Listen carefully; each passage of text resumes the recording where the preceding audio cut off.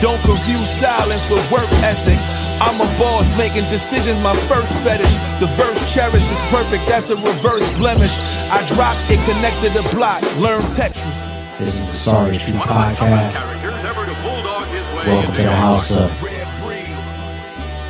And shout out to the members. Hey, Chad, I might need y'all help on something. So when it comes to Gilbert Arenas, like what type of person is he? Is he a prankster? Is he always joking? Is he always playing around? And like the whole audience knows, like, no, don't take him serious. That's just how he gives it up. Or is he like an arrogant guy? Is everything like, ha, fuck you, pay me or whatever, I'm the man? Kind of like that Instagram video that we played yesterday with him coming down the stairs after getting bailed out.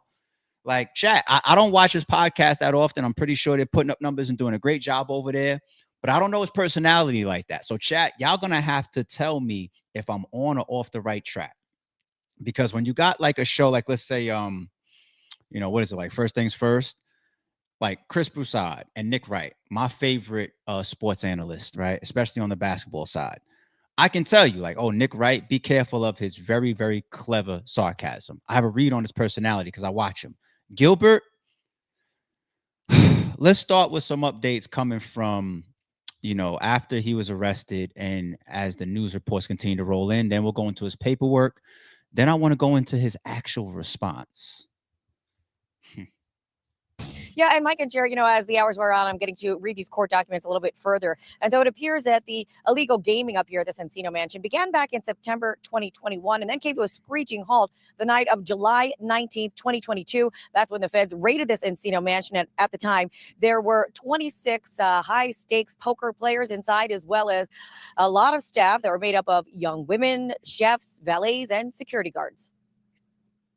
You're asking me, I'm telling you. Former NBA All-Star turned podcaster Gilbert Arenas was allegedly running illegal high-stakes poker games out of his Encino mansion. Arenas, who the feds dubbed Agent Zero, and 7 others, including a suspected Israeli international crime boss and a West. Let me stop there for 1 second, people, because we already broke the news, right? Or we already addressed the news, right? 1, 2, 3, 4, 5, 6, 7, 8. So we got 8 people named. Keep that in mind when we get to the way he starts talking when he addressed his arrest. 8 people. You know what they say about doing your dirt all by your lonely, right? 8 people involved. How many people do you expect to stay solid, including Gilbert? Hollywood lawyer have been charged in a federal indictment. The former Washington Wizards player is accused of renting out his Encino mansion on Gable Drive for the illegal games, which were allegedly hosted by his co-conspirators. According to court documents, Arenas texted one of his co-conspirators this picture of a poker table in connection to the games, which... Wait, what? Allegedly. This saying Arenas Poker Club. They have the text messages between Arenas and one of the co-defendants. The poker table with his fucking name on it, with his last name on it. And his basketball silhouette figure has a logo as well. Okay. Which allegedly took place from September 2021 to July 2022. A neighbor recalls seeing unusual activity and scantily clad women during that time frame. Well, just mostly people coming out at all hours of the night. Usually I'd see women, though, coming out. Yeah, maybe 1 or 2 or 3 in the morning and taking off with whomever in a car down the street. The alleged Israeli crime boss, Yevgeny Gershman, is accused of hiring young women who, in exchange for tips, served drinks, provided massages, and offered companionship to the poker players. The women were charged a tax, a percentage of their earnings from working the games. Now, that to me was something that I was very curious of yesterday. I was like, all right, this alleged Israeli crime boss, as it pertains to gambling, like if allegedly Gilbert Arenas and his co-conspirators can get together, rent out a crib, allegedly collect rakes, sell seats, bring in the girls, all this type of stuff, have security guards hired, and just conduct these high profile, I shouldn't say high profile, I should say these expensive or these heavily waged poker games, right? Why does that got to connect to something overseas? Like, why do you need somebody overseas? And look what they just said, that connection was related to the women. Okay, so that's the person that's bringing in the women. That's the person that's bringing in the entertainment, right? I'll tell y'all a quick story about that, why I can relate. Some of y'all may know it's also on my Instagram. I told business and entrepreneurial stories, even how I put together the business loans and all that type of stuff, of a hair and nail salon I once owned, right? And one of the hardest industries to break into is manicure and pedicure, at least in New York for us at the time. It was one of the hardest things to hire. You would think that you could just put a sign in the window, hiring manicure, pedicures, put an ad on Craigslist or whatever. No, we were there almost 2 years. Never was able to get certified manicure and pedicure specialist. The closest that we came to it, we actually walked away from. We were approached several times from people that came into our business and said, we can bring you in the work. And the way that it was broken down to us, it was kind of like some underground shit where they bring in like a group of Asian girls that are like professionals at manicure and pedicure, drop them off in the morning and then pick them up when the shift is over. And then we pay like the head honcho, and we don't pay the women. You know what I'm saying? And we were scared of that shit. We was like, yo, this is some syndicate type shit. Like, but it always made me feel like that's an industry that's very, very protected, and you gotta get in through the right avenues, or else good luck, or just hire like American manicure pedicure specialist. And we were never able to get that part of the hair and nail salon off the ground. We pretty much just specialized in stuck the hair, right? So this overseas guy taking care of the women, almost as if it's an underground type of like, I'm going to be running that or whatever. I can see it. I could see it. I'm going to say allegedly, of course, but that is what they're saying is the tie into this alleged Israeli crime boss. And if you're going to call him a crime boss, that must mean that you have stuff already on him. Okay. Games. The more people you have who are willing to engage in stuff that's illegal or high risk puts us all in certain situations that we don't want to be in. Arenas and several of his co-defendants have been charged with 1 count of conspiracy to operate an illegal gambling business and 1 count of operating an illegal gambling business. Arenas was also charged with 1 count of making false statements to federal investigators. Yeah, he apparently told investigators that he didn't know what was going on up here at his Encino mansion. And we have learned that the mansion was sold a few years ago and now operates as a drug and alcohol rehab facility. For now, reporting live here in Encino, Mary Beth McDade. I'll send it back to you guys in the studio. It's crazy, too, because none of this is new. This is an operation allegedly from 2021 to 2022. What the hell took them so long? Here we are in fourth quarter, 2025. What took them so long to come forward with this indictment? Is it because of the popularity of Gilbert Arenas made them turn their heads back in his direction? Is it because of the alleged Israeli crime boss? It's really just as much about him as much. Maybe Gilbert Arenas is just a person that we know, right? So we're all jumping out the window for that in the headlines. But what made them take all this time? Could be much more to that we don't even have uncovered yet. Now, when it comes to Gilbert Arenas's response on his podcast last night, and this is why I said, chat, y'all gonna have to help me. Like, is this how he always acts? I swear to God, I was in that bitch. Hey, listen, I know they're not gonna have me back. I can tell you this. I was complaining too much. I was gonna put the air on, man. Y'all see what I was wearing, man? I had shorts, sandals. Like, it's too cold for me, man. Could a nigga get a heater or something up in here, a little blanket or something? All right, this is crazy. Hey, Darius. I'm not even gonna lie to y'all. If I had the ability to snitch, like if I was in a position to have to snitch, I was gonna tell. I'm trying to tell you, listen. I got in the car, man. And okay, so let's rewind back. The night before, I took my little medicine.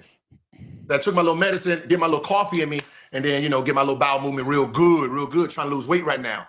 So I took it last night, right? So in the morning, let's get it on out of here. And then the niggas got me before I got to do that. So, like, I'm gonna just be honest with you. I was ready to tell, man, just so I can go back to the crib. Like, yo, hey, man, look, I don't know what's going on, but I know who did it. I know who did it. Hey, he live at 9600 Cedar Road. It's this big ass man. So, I mean, we're gonna play another piece of this. Shut the fuck up. Like, you just got bonded out. What the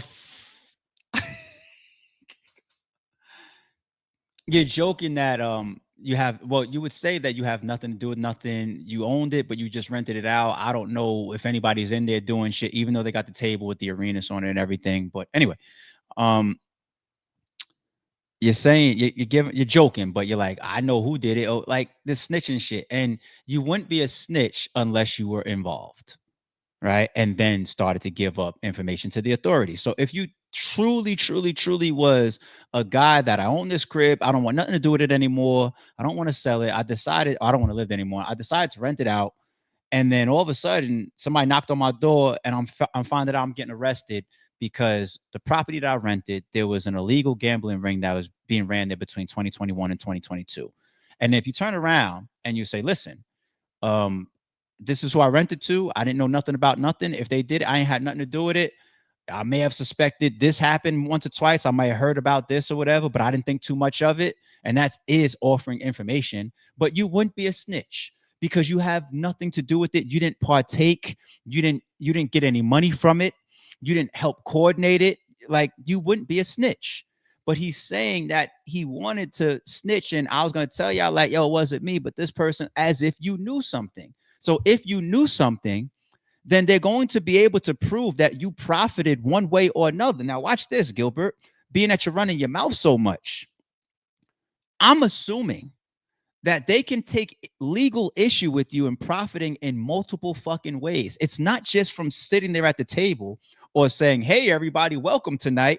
I happen to be your host, Gilbert Arenas, and I will be collecting the rake tonight. No, that's not the only way you can profit. Okay? You could profit from just being the owner and renting it. They could be saying that you're renting the crib, and the people that wanted to invest in this property and pay you this monthly rent is the people that wanted to use this location to conduct this gambling ring, and you were all for it. So the profit for you is gaining equity every time somebody cuts you a rent check. That's profiting. No? Somebody's cutting you a check to use your establishment to do something legally or illegally. Some way down the line, you're getting paid from somebody. You're just saying that, oh, it's only rent. If they're saying you have knowledge of it, though, that's where they're going to take issue. Did you know anything about the table that had your logo and your name on it? Shut the fuck up. They won't. And not only, it's not even just the talking, because I could understand coming to the internet and trying to clear your name. I've done that before, right? But his arrogance is killing me. His arrogance and his joking nature over a federal indictment is killing me.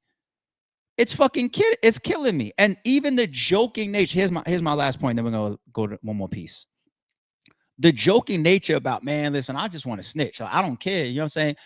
You got a bunch of co-defendants in there. Do you think none of them are going to take you serious? If he acts like this, or they see this in his character, it's going to turn out being either I'm going to get you before you get me, or the more information I give, hopefully the lessening the charges for me, or maybe I could catch me a nice plea deal or some shit like that. All you guys are going to start scaring each other and turning on each other. So Gilbert, even if you are innocent and knew nothing about nothing, you just happen to be the landlord. I didn't know what was going on there. I'd be out of town and shit. I don't even be doing walkthroughs of the property. I don't know. You might have somebody in there turn on your ass talking about, oh, Gilbert, yeah, he was in this. Because you're already on your podcast talking about what you want to do. And you wasn't in prison.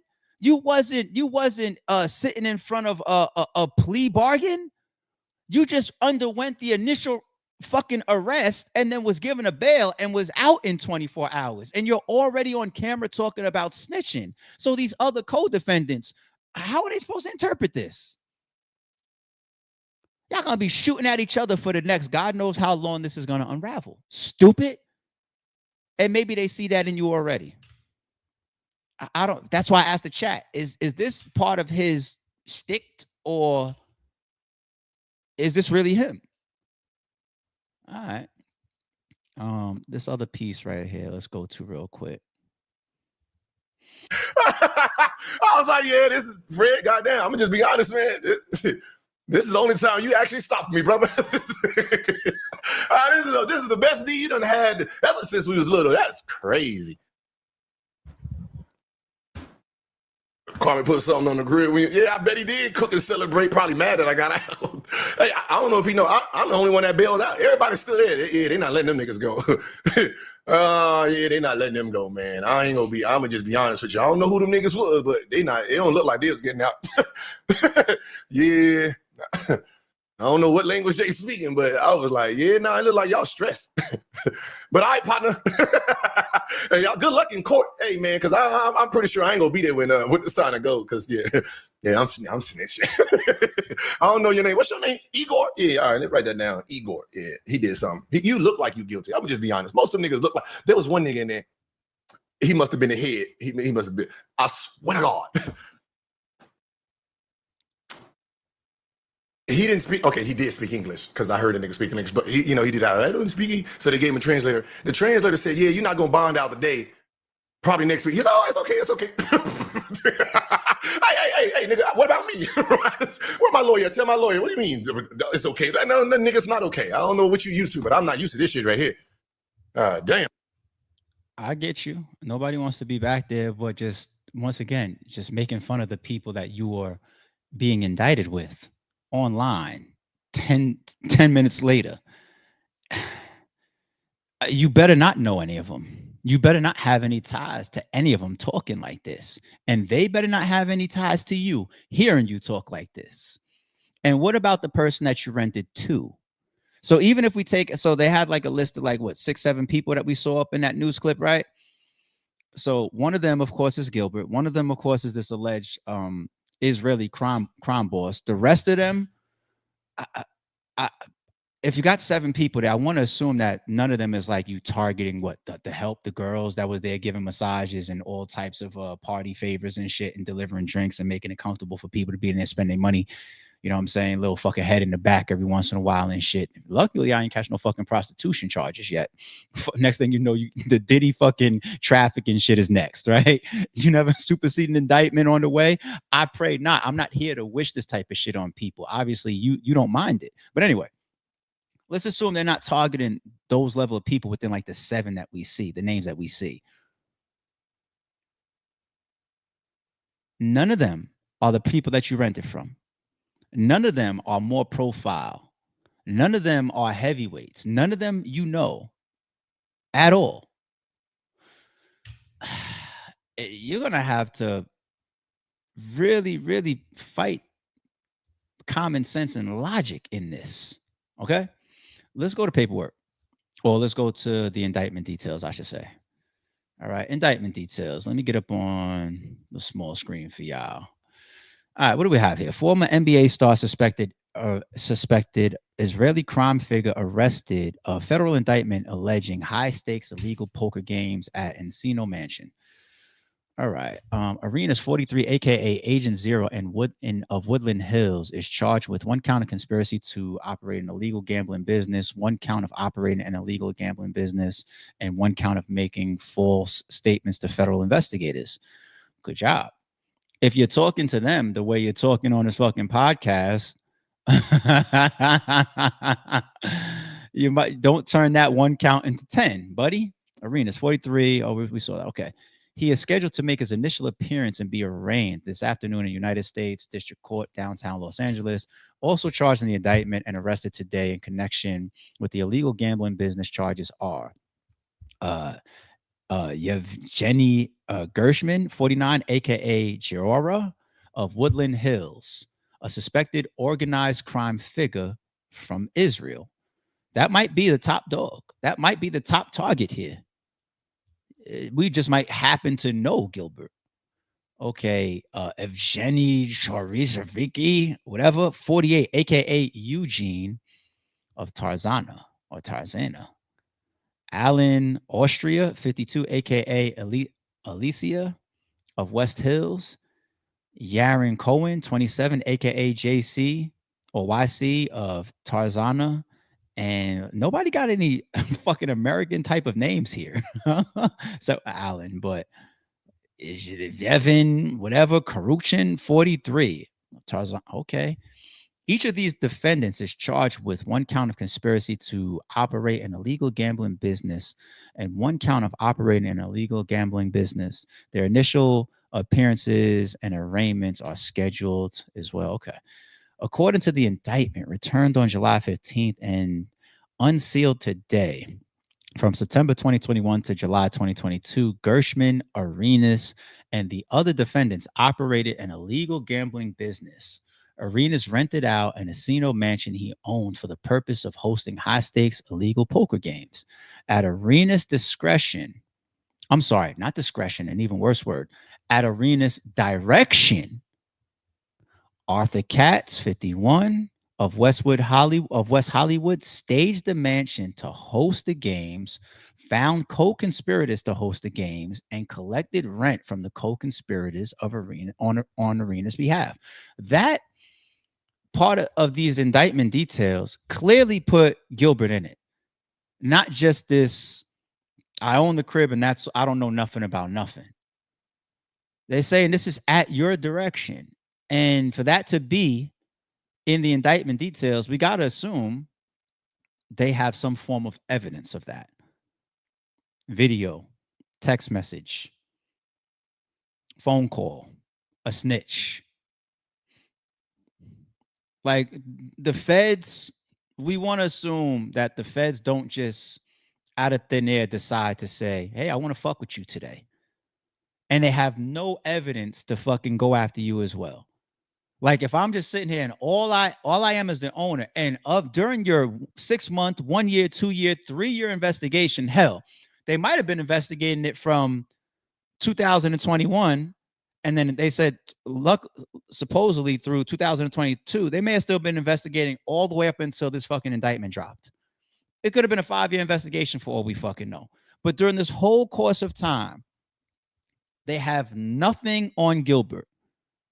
They have nothing on Gilbert Arenas stating that you are involved or you have knowledge of or you requested, directed, benefited from knowingly. They have nothing on you. And if that is the case, then I can see why you're up here on this podcast joking and laughing and frolicking around in your Instagram post. Hey, they can't hold me. I'm out here, whatever. Because you really don't have nothing to do with it. You don't even know these people for real. Like you're joking. There's no text messages about none of this shit. Yo, set up the game. You'll call her over there. Bet. Nah, raise the rake. That's too low. You have nothing to do with nothing. And this is just day one. You laughing. And we're going to pull these clips up of you laughing when we start reading the docket and they start posting the fucking evidence screenshots and shit. And we get to read it and say, oh, look at you, Gilbert, texting this motherfucker saying, well, how much was tonight's pot? And then we go, oh, you didn't know nothing, huh? And you're laughing. All right. Gershman, Traversky, Austria, and Cohen managed the illegal pot limit, Omaha poker games. Among the illegal games at the Encino Mansion, collected a rake of fee the house charge from each pot, either as a percentage or fixed amount per hand, and invited players to compete. Gershman hired young women who are, there you go, I got it, in exchange for tips, served drinks, provided massages, and offered companionship to the poker players. The word companionship, that's very, very broad, general, and vague. Let's see what details continue to come and just give you a little bit more understanding of what companionship entails. You might turn some of them into snitches if you haven't already. That's easy one, right? Grab one of these girls on some prostitution charges and shit and say, tell me what you know. Brrr, all the details. All right. The women would charge a tax, a percentage of their earnings from working the games. Like, how do you have these details in the indictment unless you're just pulling it out of thin air, just making it up? Chefs, valets, and armed security guards also were hired to staff these illegal poker games. Ksoo worked as a chip runner, in which he tracked players' wins and losses, distribute poker chips to players, and pay employees. Gershman, an Israeli citizen, also is charged along with Valentina, 35 years old, of Woodland Hills, with 3 additional counts of conspiracy to commit marriage fraud. What? And making false statements on an immigration document. And now they fuck around and start being like, oh, you wasn't supposed to be harboring him or renting to him. Shit like that. Damn. In early 2022, Gershman conspired with Kari to enter into a sham marriage for the purpose of attaining permanent legal status in the United States, and lied to immigration authorities to procure legal status for Gershman, who provided financial support. So this shit it's got arms and legs all over the place in all different types of directions. Both Gershman and Kojari submitted false information to U.S. immigrations. An indictment contains allegations that the defendant has committed a crime. Every defendant is presumed to be innocent until proven guilty. We know that. So you got Homeland Security investigations involved. You got Los Angeles Police Department involved. You got Major Crimes Division involved. You got transnational organized crime involved. You got the IRS criminal investigation involved. Wow. It's no joke there. There's a bunch going on. All right. Let's do it, chat. As it pertains to just Gilbert Arenas. Guilty, not guilty trial. Go ahead.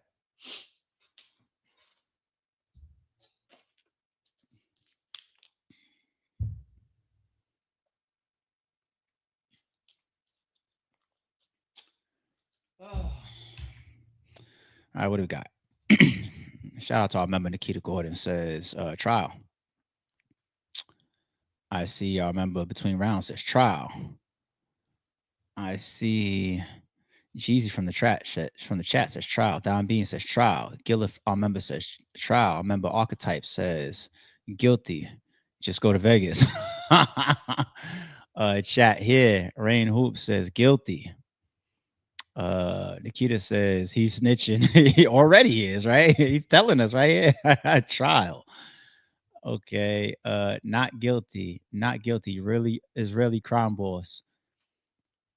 You know, multiple people could be charged for multiple things, though, right? KX, like, even if the crime boss is guilty and he's got help, he's got other people that come with you, right? Gilbert is up here talking on some Nino Brown shit. If I go down, it's bigger than Nino Brown, right? I feel y'all. It's a majority in the chat that says trial.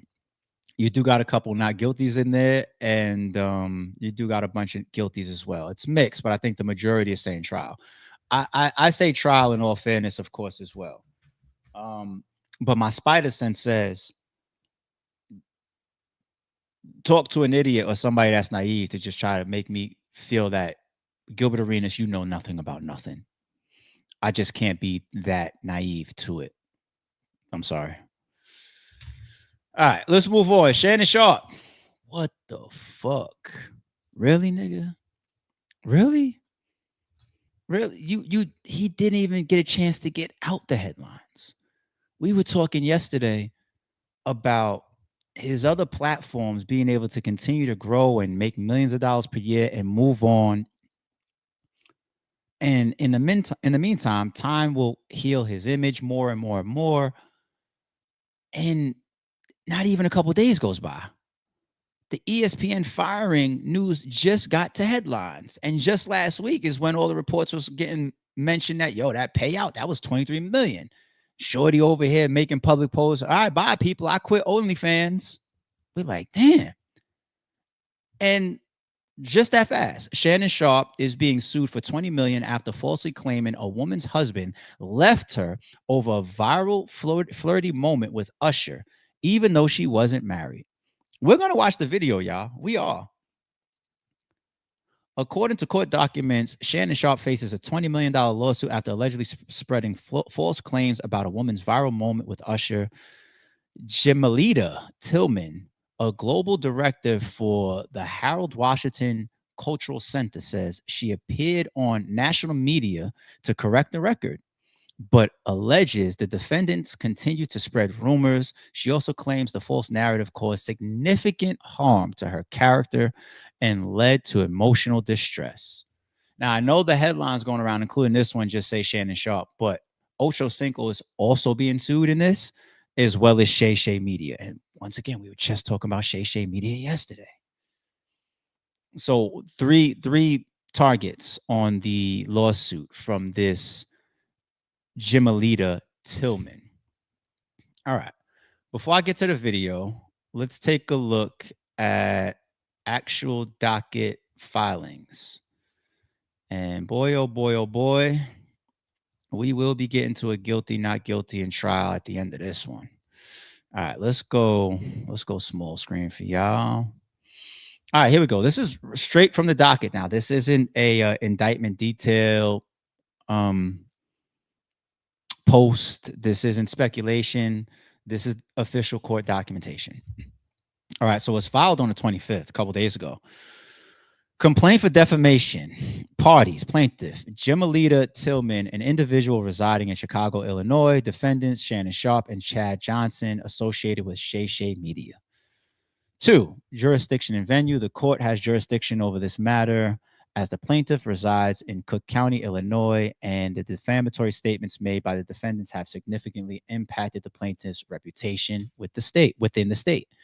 Okay, so this is filed in Illinois. Okay. 3, facts. On April 2nd, 2025, I participated in a fan engagement moment at an Usher Raymond concert where I interacted with the artist as a selected audience member. Following this event, the defendants made and disseminated false and defamatory statements suggesting that I was married and that my husband was filing for divorce due to my participation in the audience experience. I am not married, okay, nor am I currently going through a divorce. I was not married at the time of the fan participation moment during the Usher concert. The defendant's false narrative was shared widely across their platforms, reaching millions of followers. 4, viral spread and refutation efforts. Despite my clear and public refutation of the false narrative, including appearances on national media outlets such as WGN News and the Ricky Smiley Morning Show within 72 hours of the viral story, the defendants continue to post the defamatory content across their social media platforms. I made numerous efforts to contact the defendants to request the removal of this false narrative, but these requests were disregarded. All right. 5, libel and defamation. The statements made by the defendants are false and defamatory, causing significant harm to my character and reputation. Their continued dissemination of these false statements after I publicly clarified my marital status demonstrates a reckless disregard for the truth. 6, I want to read the impact. Impact. The ongoing misinformation has resulted in emotional distress for the plaintiff, damaged her reputation, and adversely affected her personal and professional relationships. The plaintiff seeks to hold the defendants accountable for their negligence in allowing these libelous statements to persist. Relief requested. Plaintiff seeks compensatory and punitive damages in the amount of $20 million from Shay Media and its representatives and affiliates for defamation against her, as well as any further relief deemed appropriate by the court. When you say the affiliates as well, that could be sponsors, no? That could be production crew, I don't know. Shay Media and representatives and affiliates. Definitely would be sponsors related to, no? This is why sponsors be backing out of shit and pull away, and major networks are like, nah, because you can muddy the waters with us too. Look at the Drake situation. Before he filed, he had that pre-action suit against how many companies? Spotify and iHeart, and right? And I know they was over there like, we could end up in a lawsuit, but they probably exchanged a little discovery, provide some information, and Drake said, all right, I got what I need from y'all. I'm done with y'all. Now it's just full throttle at UMG. I'm done with y'all. Conclusion. The plaintiff Respectfully request the courts to grant relief as outlined above and any additional relief that is just and proper. Wow. Okay. Let's take a look at the actual video. I do remember seeing this come across social media. I didn't think much of it. I didn't care too much. I've seen this type of video with 50 different people from this whole Usher tour. No?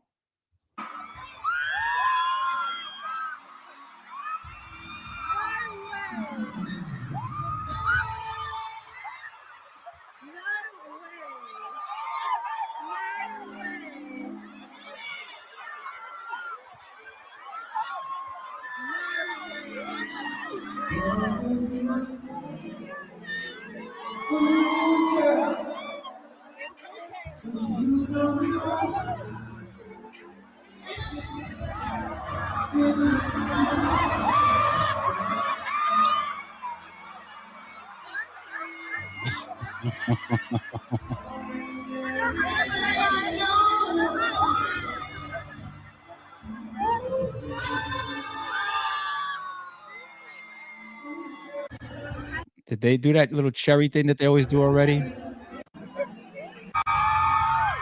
Look at her. Oh, there they go. All right.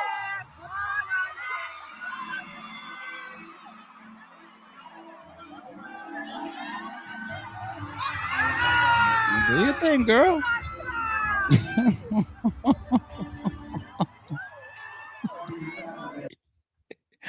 Yo, where are we as a fucking society, people?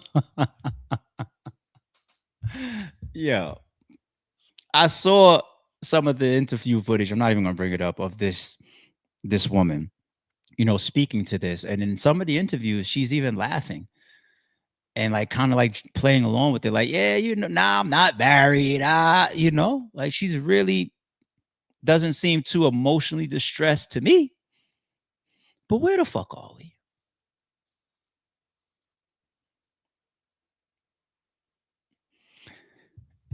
You go to this Usher concert, right? If I pop up at an Usher concert and I'm just caught on camera, and then Shannon Sharpe and these other big media outlets and platforms just start saying, oh, look at this video of this person in the crowd, ARP. He's married. And because he's at this Usher concert, that means that he's disrespecting his wife. And let me not use Usher. That's a little averbish. Let me Beyonce. Okay. He's at this Beyonce. He's at this Beyonce concert. And because he's there, and because Beyonce always, parades around and gives out the cherries and shit, any man that's there, you're cheating. But we got the camera on ARP. So, and then I go home and I end up getting divorced or some shit like that, then I might have an issue with Shannon Sharpe. If you just created some story on me and I just was somebody in the crowd enjoying my shit and my businesses fell apart, my podcast got canceled, my sponsorships left me, and my wife divorced me because you created this story on your podcast. That's real impact. That's real problem. That's real lying. And it's like, I really lost my whole world because of some bullshit you just did. I can understand that. Let me be fair, right? This is night and day to that, though. Now we're not talking about ARV in the crowd. We're talking about I come to the front row. I bought those those tickets got an extra little cheese on it because this is the lane that Usher is gonna walk, and you might end up as one of his contestants and shit. And you never even know if some of these contestants are kind of like pre-allocated. Like as the show is going on, like his handlers are walking in the crowd. How about you? You want to do this? Hey, the cameras are all on the stage, but over here in the cut, all right, sign this consent form, sign this liability form. I wouldn't be surprised. Unless all that is already covered from entering the building, under building stipulations of buying that ticket. But I wouldn't be surprised if those people are already allocated or knowing before Usher gets to them. But anyway, you are having a very consensual, right? That's the key word from the Diddy case. A consensual moment there, flirting and all of this with Usher. And doing all of that, playing to the moment, and then you doing all this sexual energy, and then you bow down and you do the cherries and you playing with them like that, like it's a ball sack in your mouth. You doing all of that. Somewhere on social media, somebody might have a comment like, hey, look at this girl, man. You know her husband left her that night. Now, it's because it's Shannon Sharpe and Shay Media and Ocho Cinco and a platform that you heard had $100 million on the table. That's what that is to me. Because the interviews of her, when she's addressing it, laughing, joking around, being sarcastic, you don't look that damaged to me. I want to see the real damage, because the example that I gave y'all of me at the Beyonce concert, right? That's not what she's saying in the actual paperwork. She's saying, I wasn't even really married at the time. I'm not married. And I didn't go through a divorce. Okay. So this can't be like a joke then? You know what I'm saying? Like, yo, ARP got divorced from his episode yesterday. I say, yo, I'm not even married. I can take that as a joke then. Like, now if I was married, like, what the fuck? Where are we? And then the number 20 million. It's like when you settle with Cassie, you showed the world, and then the 1-800 numbers go up. This girl right here, Gabriella Zaninga, that $100 million deal came around. Her and Tony got together. They said, oh no, we're not even going to go for the 10 million. Let's file for 50. We out of here now. And then you settle with her a couple months later, and now you got this coming. And you know what? Let me not rush it. Let me see if I can find it real quick. Jimalita. I gotta be able to find her. I want y'all to see it. I want to see if I could bring that up with y'all. Where are you, honey? Where are you, love?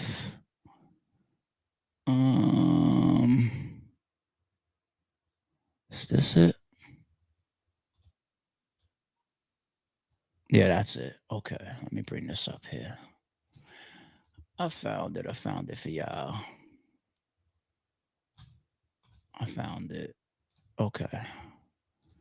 Let's bring this up.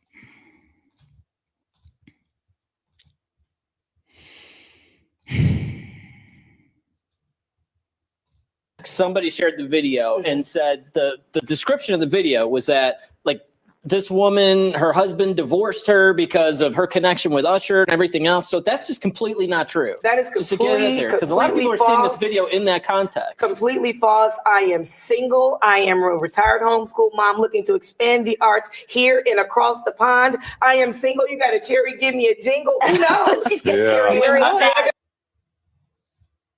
False. I am single. To get it there, because a lot of people are seeing this video in that context. Completely false. I am single. I am a retired homeschool mom looking to expand the arts here and across the pond. I am single. You got a cherry? Give me a jingle. No, she's got cherry.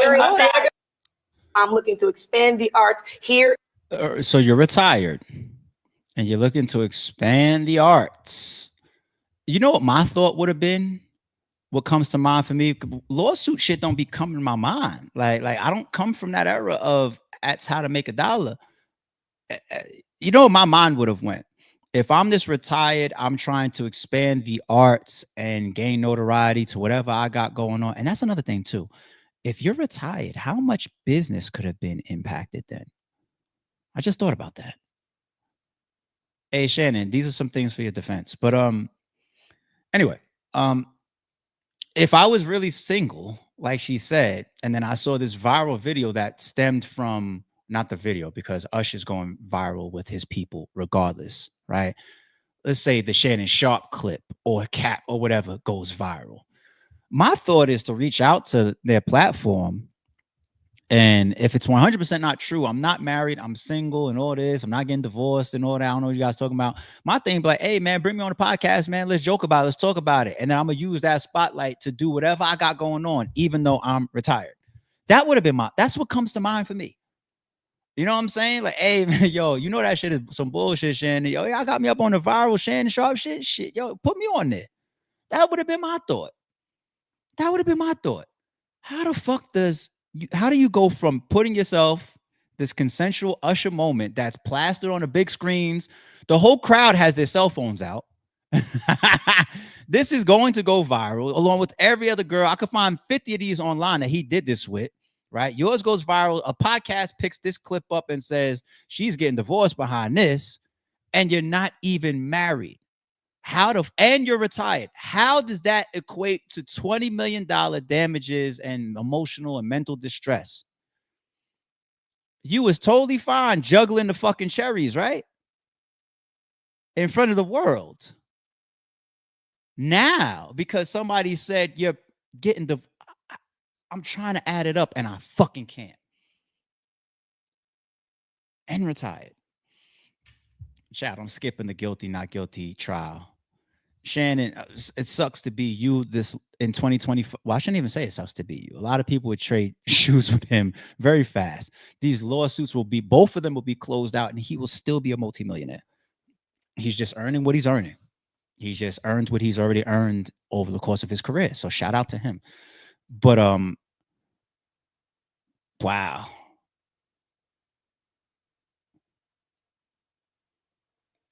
Dare I say he's got 2 mega lawsuits back to back right next to each other, and both of them feel frivolous.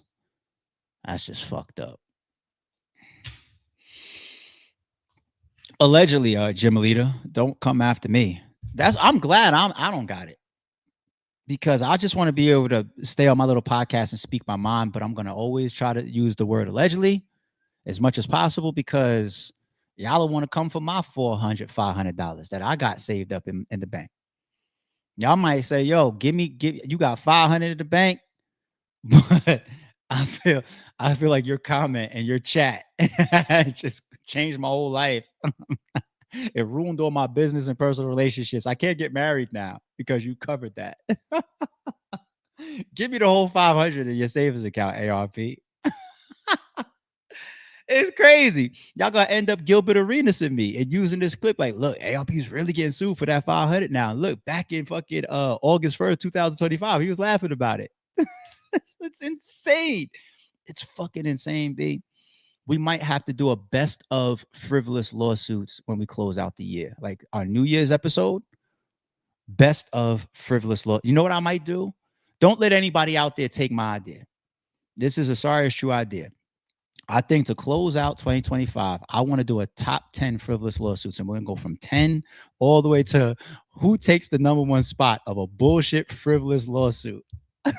Probably Averb will win it, but he didn't file a lawsuit technically, so I don't know. But I can tell you right now, Averb will be in the top 10.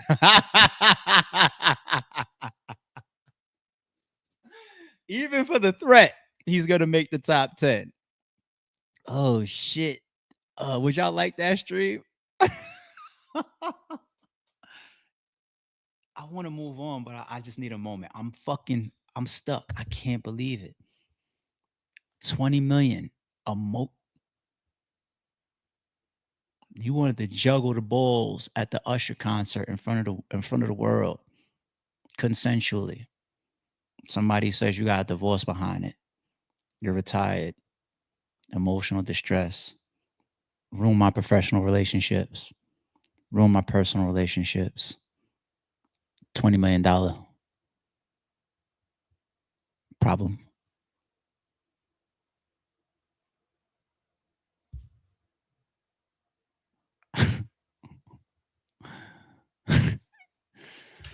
All right, let's move on. Let's go to Ksoo.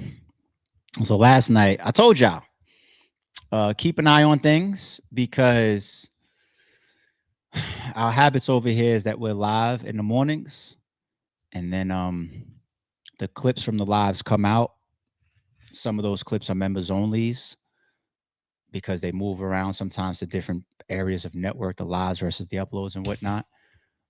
But no matter what, on this channel, you don't even have to be a member to see everything, because you could always just go back to the live and catch the clip. But I am now starting to incorporate additional lives and uploads during the day. So last night when I came for the Ksoo verdict, that wasn't obviously in our live. And this is a follow-up to that, though, if you missed it. So Ksoo responds on his social media to his guilty verdict. Ksoo speaks out following his guilty verdict and reveals that he had an all-white jury. I just showed the whole world how Jacksonville, Florida is corrupt. Let me read the whole thing.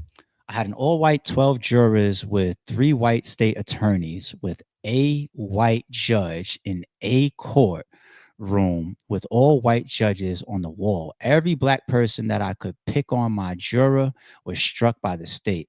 I just showed the whole world how Jacksonville, Florida is corrupt at my lawyer, and my lawyers proved I was innocent. God got the last say so. So, youngins or dumb adults of the world, let me be the first to tell y'all, Ksoo didn't prove shit to y'all. He thinks that he just exposed Jacksonville, Florida as being corrupt or racist. Let me tell you something, Ksoo. If you had 8 of your 12 jurors black, based on the trial, you probably still should have been convicted guilty. Am I being harsh right now? Nah. You know, last night after I read this, I spent a good 45 minutes just watching some of his lives, watching some of his music videos, watching some of the interviews, him and Young and Ace. I pulled up again that video when Young and Ace was live with King Von, and he had Ksoo on his phone, but Ksoo didn't know that Young and Ace was live, right?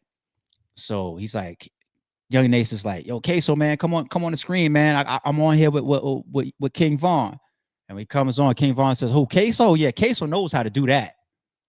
We know what that means, right? And then Ksoo comes on the screen on the phone. He was like, yo, tell him I got more than him. We know what that means too. And then Young and Ace, hold on. I'm live right now. Self-proclaimed murderers. Now, because you rap about it, does that mean that true? Can you be a studio gangster? Absolutely, you can.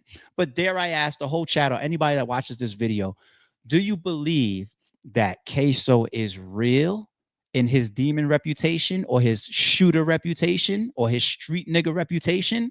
Or do you think that it's all a facade? That be the catch-22 that these gangsters forget about. They want us to carry a torch for them saying innocent. But by doing so, I have to not believe everything that you presented to me then. I have to call you a fake nigga then. I'm not going to call Ksoo, from what I've seen, from his behavior, his videos, his actions, his lives, his tweets, his charges, his allegations, the evidence from this case. I'm not going to call him fake. I'm going to say, no, Ksoo is really, really like that. And until he got them cuffs put on him, I'm pretty sure he would have loved all of us saying, Ksoo really, really do that. He really, really puts it in the streets. He really do. But now when it's time to sit in front of the white jury, it's no, it's all fake. None of it is true. I don't think you was a fake nigga this whole time, Ksoo. I don't. I believe you. You made a believer out of me. Is that not a contradiction that these guys want us to walk around with after they get fucking convicted of charges? No, Ksoo, you's a real nigga. I'm not being sarcastic right now. When I say real nigga, I mean true to the shit that he presents. A shooter, a killer will really, really put the stain in the streets. I believe you. Now I want to reverse all of that. Because you didn't have enough black people. You didn't teach us nothing about Jacksonville, Florida. If anything, you taught more people how much y'all are tearing the fucking streets up out there. To be 1,000, that's what I would rather these little youngers, if they see my videos, to think about. The consequences of this social media, urban warfare, rap wars, gang wars, street shit. This is the consequences that we've been saying. I've been hearing it since I was a baby, and every generation has heard it. 2 outcomes: 6 feet or jail. It's 2 outcomes. to escape both after a long period of time, boy, use 1 in a billion. This is the outcome. This is what we're supposed to teach them. No, we're not going to turn around and say, guess what I just taught y'all? That the whole Jacksonville, Florida is corrupt. That's what. This is before your trial. These are the documentaries out on Ksoo. And dare I say once again, buddy, I just believe you. You know what I'm saying? This one came out 4 years ago. Well, actually, no, I think he was in jail for the last 4 or 5 years. But this is a 4-year-old video that came out. The title, Ksoo, Young and Ace's shooter. As you may already know, there's currently a war going on in Jacksonville, Florida, between rappers Young and Ace and Julio Fulio. This violent beef has led to shootouts, murders, and some of the catchiest, yet most disrespectful songs of all time. In this video, we'll talk about a rapper named Ksoo, who's Ace's right-hand man and alleged shooter. Stick around, because this is a wild story. Ksoo is a rapper from Jacksonville, Florida, who's affiliated with Young and Ace's ATK gang. The rapper is allegedly the main shooter behind some of the wildest crimes that have fueled this beef. He's currently awaiting trial for 2 murders of KTA affiliates, including 1 shooting he allegedly committed with the help of his own father. Before getting locked up, Ksoo was a respected savage in the streets of Jacksonville and known for being a rapper who frequently dissed his ops. One of his main targets was a 16-year-old victim named Bibby, who happened to be the younger brother of Fulio, a member of a rival gang, ATK. Ksoo's constant dissing of Bibby helped fuel the beef between KTA and ATK, although tension goes even deeper than that. Ksoo would eventually become a prime suspect in Bibby's murder investigation, but was arrested for the broad daylight killing of another KTA-affiliated rapper named Lil Buck. Lil Buck's murder was allegedly retaliation for a song that the rapper made, dissing Ksoo's brother, Boss Goon. Willie Addison, who rapped under the name Boss Goon, had just been released from prison in 2018 after doing 7 years for burglary. A few months after being released, he performed at the Paradise Gentlemen's Club in Jacksonville. After leaving the club, he got into a car with his father, brother, and 3 other relatives, which was hit up in a drive-by shooting.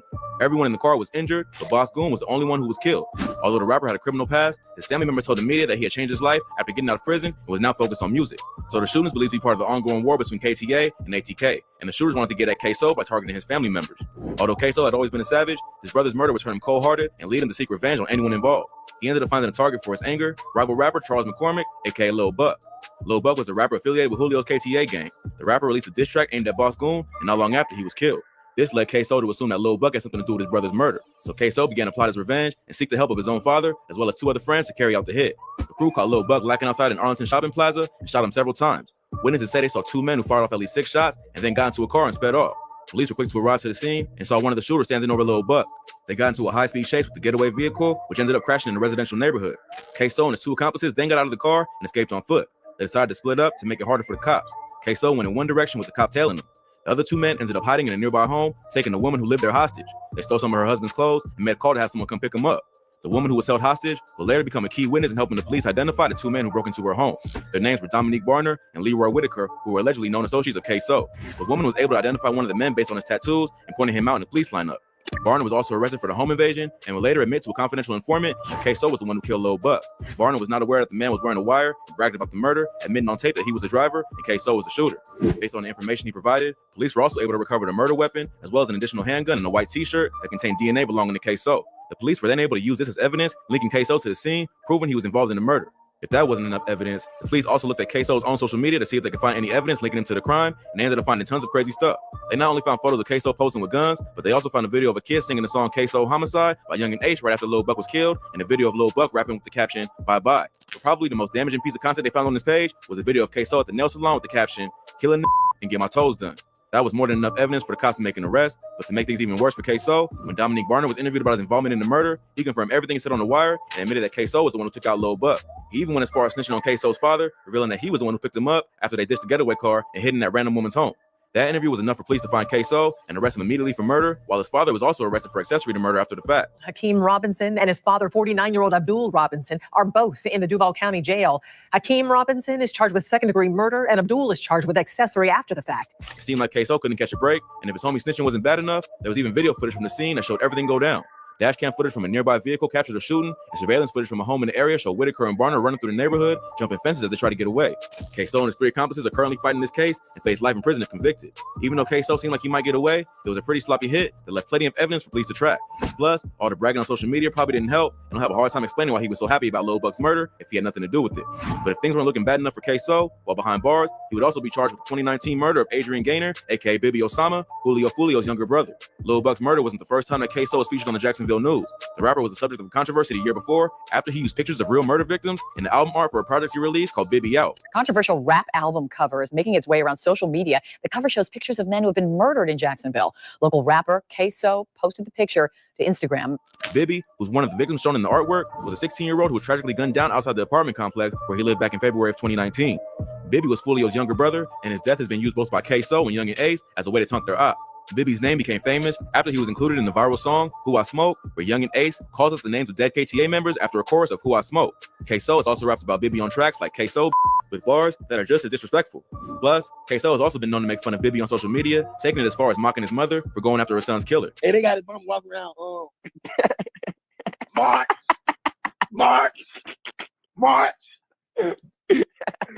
We're gonna get him, March. So it wasn't much of a shock when it was revealed that Ksoo was a suspected killer, although the details of the case are pretty surprising. Bibi was shot and killed outside the Hilltop Village Apartments on West 45th Street in Jacksonville. He was sitting in a gazebo on the grounds of the apartment complex, looking at something on his phone with a friend who was sitting nearby. While they were both looking down, the killer walked up and started shooting at them with an AR-style rifle. Bibi and his friend split up and ran in different directions. The friend was able to escape, but Bibi was hunted by the killer and shot several times until he was dead. Even though Ksoo was a suspect because of his frequent disses of Bibi in music and on social media, the police didn't have much solid evidence to charge him for the murder. But the case was broken wide open after a confidential witness told police that he was in the car with Ksoo on the day Bibi was killed. The witness told police that Ksoo called him on the day of the murder, and they went to scope out a few drug spots. Along with them was Leroy Whitaker, one of the accomplices from the Lil Buck murder, as well as another man who went by the name Rollo. After taking care of business, they drove by the Hilltop Apartments where they spotted Bibi and his friend. They then drove into the parking lot of the complex and waited about 20 minutes.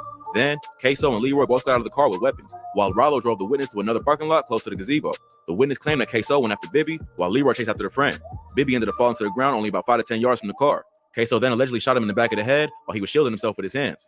Although the identity of the witness in this case has been kept confidential, there's been speculation that it may be one of the accomplices from the Lil Buck murder. Barner had already spilled the beans to a confidential informant, then eventually confirmed to police that everything he said was true.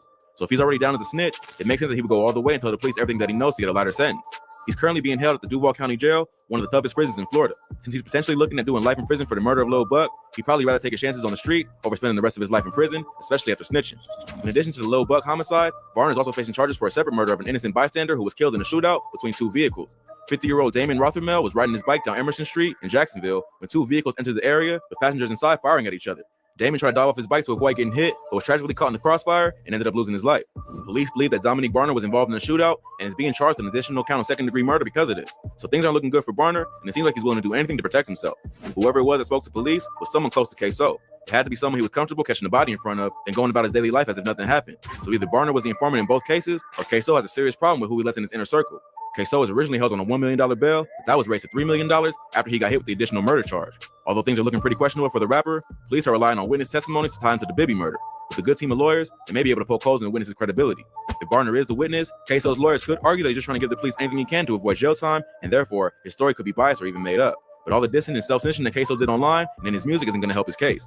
He might have a hard time explaining why he took credit for Bibi's murder over and over again if he had nothing to do with it. But the Lil Buck murder may be harder to beat because police have DNA evidence, surveillance footage, and a clear motive for the killing. So it's likely that they're just trying to stack as many charges against him as they can, so he has little chance of getting out anytime soon. The war between ATK and KTA set off a crazy wave of violence in Jacksonville, and Ksoo is a major part of that beef. The popularity and national attention that the music has received has only led to more and more extreme acts of violence, and diss tracks are no longer just being played in the streets of Jacksonville, they're being broadcast to fans across the country. So the police are looking to take down anyone associated with the beef, and Ksoo is one of the biggest names involved, both in terms of the music as well as his reputation as a shooter. Ksoo is yet to go to trial for either charge, so more updates will likely come as the case continues. Young and Ace and the rest of KTA will have to go on without their top shooter, but if the Who I Smoke song is any indication, the group won't be backing down from the beef anytime soon. Oh, yeah, it's bugged out. This last comment just happened to land on the screen. Their kids will be even worse. What was an example of that? What was that video? It's they in O Block. I think it's King Von and Little Reese. And it's the little kid. He's got like the little toy gun, and he puts it to Little Reese's head. And King Von's like, "Chill, don't shoot him in this shit. Like, shoot him like they teaching some of these kids some egregious shit." Or some, unfortunately, I'm sure some of them are good fathers, but I don't know, man. Let me leave as much of the kids talk out of it, unless I got the videos up here, and then we would talk about it more. But It made me want to just bring up that video I was talking about for y'all instead of just talk about it. Once again, you know, when Ksoo was caught off guard while Young and Ace and King Von was on live together. Remember when ATK Ksoo was on the phone with Young and Ace without knowing he was on live and tried to go hat for hat with King Von? Get the camera, Ksoo. Now, Ksoo not a do it. You for sure not a do it. What you on? Yo. You said what? Tell him I got way more than him. Oh, yeah, I'm alive. Hey, what you got? Who do y'all think got more hats? Remember when ATK Ksoo was on? I don't know. I don't know how somebody could ever argue me down when I'm going to take to my grave. I believe in my time, the worst drug that I ever witnessed was attention. That's how I'm gonna, my true belief, attention, because it's addictive. It took millions and millions and millions of lives. It damaged millions and millions and millions of homes. It changed millions and millions and millions of people's, billions of people's actions that they wouldn't have done under different circumstances. Attention. Attention. Attention. You got virgins getting BBLs just to be on Instagram. Y'all think that that's false? A virgin getting a BBL. It's real shit. It's real shit. Attention. Attention. Now, street nigga wise and legally and law wise, and you know him saying that on live is a problem. And you tried to warn him like, yo, we on live. But the fact that you laughed about it, I would have been scared to death. I would have been like, oh, yo. I would have cut the whole shit right there. I would have panicked and cut and dropped the whole live.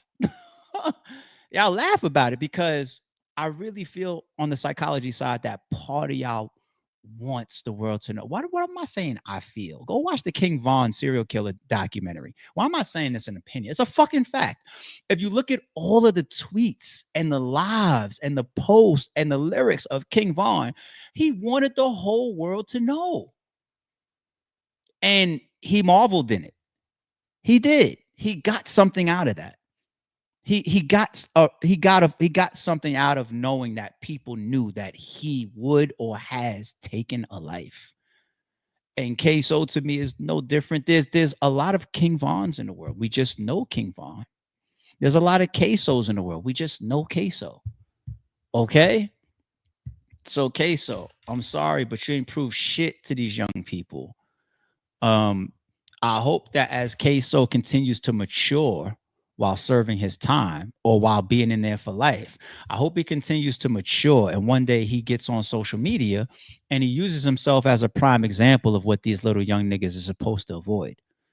Get on your social media, you know, maybe as things settle down for you or set in for you years from now, or whatever, and say, hey, this prison shit is real.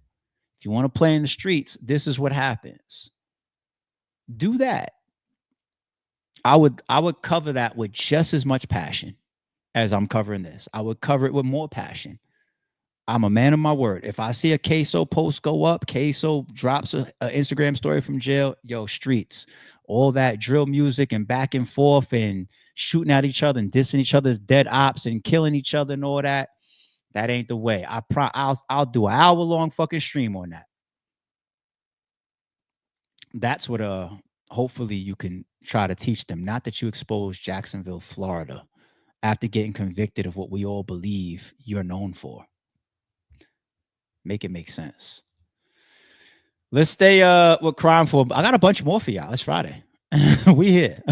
Let's stay with crime for a second. Let's stay with crime and rappers for a second. Fuck it. Let's line it up. Let's keep it consistent for the moment. I missed this. This was a couple weeks ago, but my first time seeing. We turn now to the rapper arrested after bragging about getting unemployment benefits. He's now charged with scamming the system after applying for more than $1 million in aid. Here's ABC's Megan Tavrizian. This morning, a rapper who bragged about getting rich from defrauding the government has been arrested, accused of doing exactly that. Fontrell Antonio Baines, who goes by the stage name Nuke Bizzle, is accused of applying for more than $1.2 million in jobless claims intended for those impacted by the coronavirus pandemic. In a YouTube video titled EDD, posted on September 11th, Baines is holding stacks of envelopes from the Unemployment Development Department,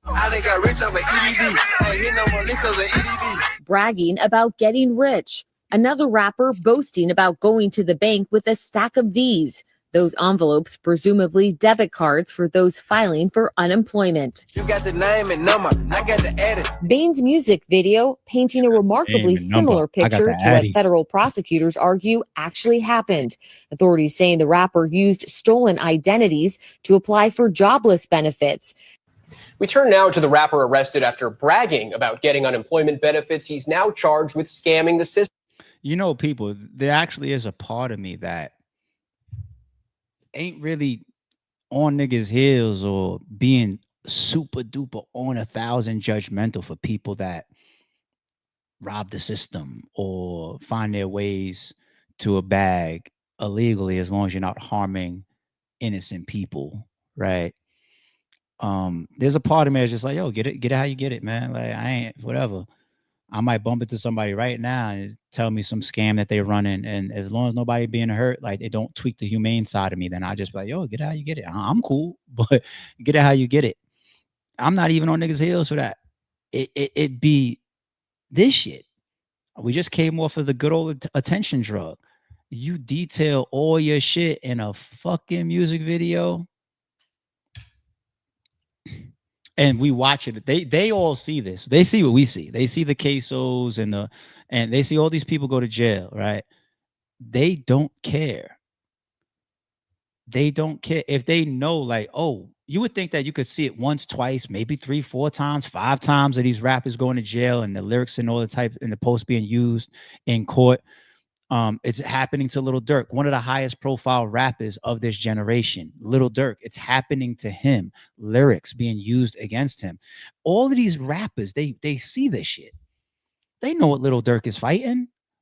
They know what Ksoo and Julio and Young and Ace, and they know the Who I Smoke, such a viral song.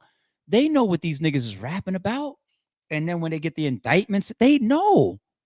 So what would make them still do it? I already answered it. It's the worst. It's the most addictive thing of my generation, or my time, I should say. Attention, right? There's no other way I can explain it. I see it happen to this person, I see it happen to that person. I know it's going to happen to me. But cut that camera on and let me rap to this fucking whole internet about how I just swiped the government. I still got to do it. Somebody proved to me that attention, there's not something worse in the world than fucking attention. Still got to do it. Fuck it. Let them arrest me for the rest of my life. Fuck it. I don't care. Cut the camera on. Yeah, I killed him. Yeah, I shot him. And shoot a nigga and go get my toes done. Post. Send. What the oh man. Sticking with rappers and some of the street shit. Did y'all see this start going around yesterday? MO3's brother. I don't know if he should have put this out there. I don't know. Y'all tell me how y'all feel about this.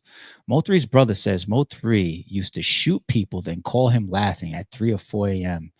and tell him, check the news. Okay. 3 would call you at 4 or 5 o'clock in the morning and just start laughing. Is that true? Watch the news. Yeah.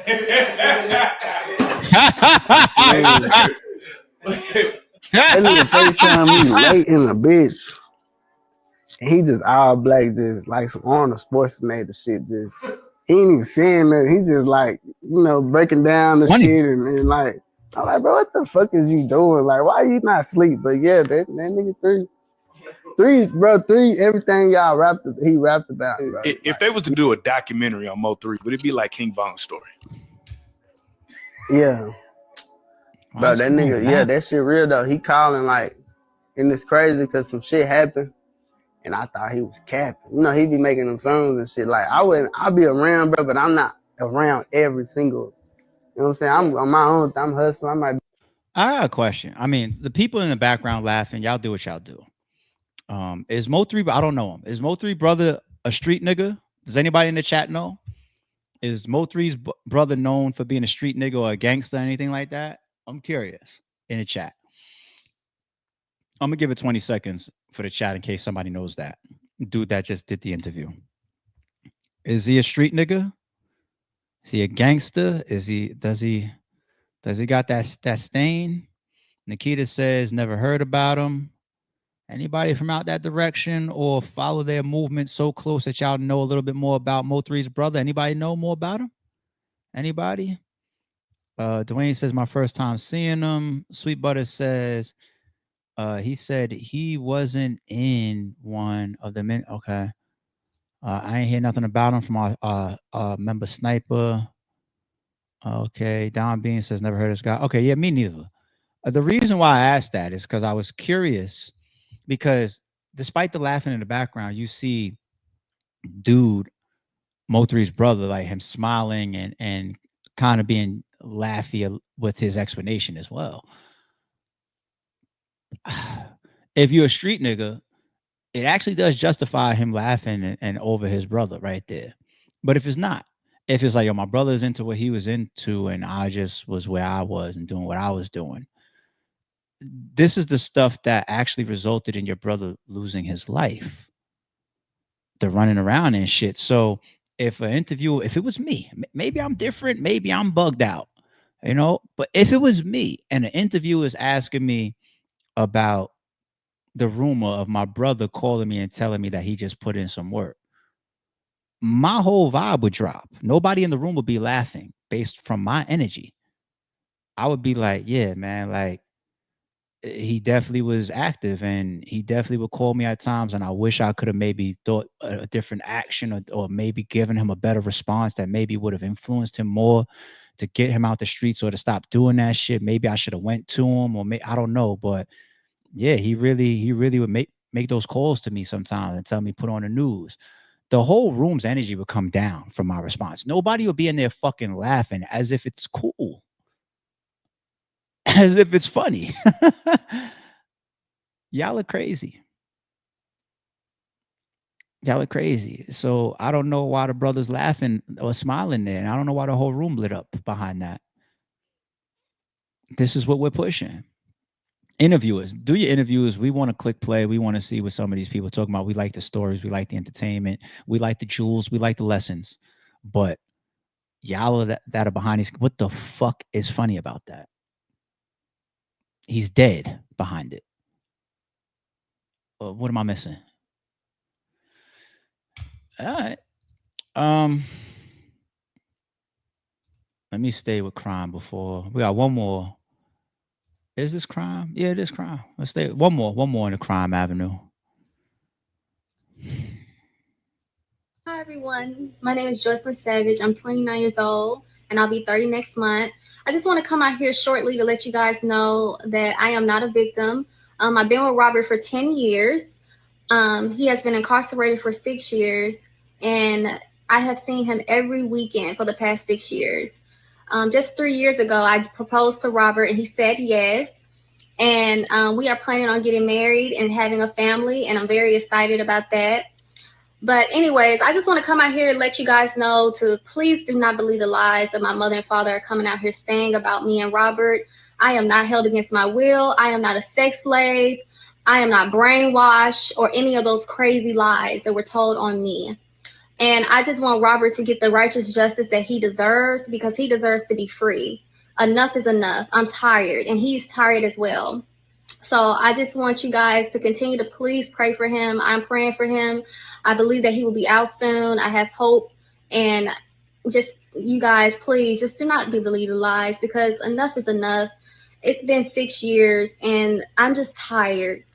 I choose not to call my mother and father because I do not want to talk to them. I have a cell phone and I choose not to call them.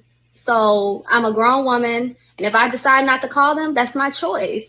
And it is what it is. So once again, I'm happy where I'm at. I'm in love and I'm good. So thank you guys for listening. Have a great day. Bye. I had to bring it to the stream because that was my first time seeing that video was yesterday. I said, oh no, we gotta. If anybody else didn't see it, let me make sure I put it on the podcast. All right, let's go here first, and then I'm gonna go to like, are you kidding me? It's obviously R. Kelly conducting and pulling strings behind the scenes of him trying to get his way out, right? Trying to get from behind these fucking walls.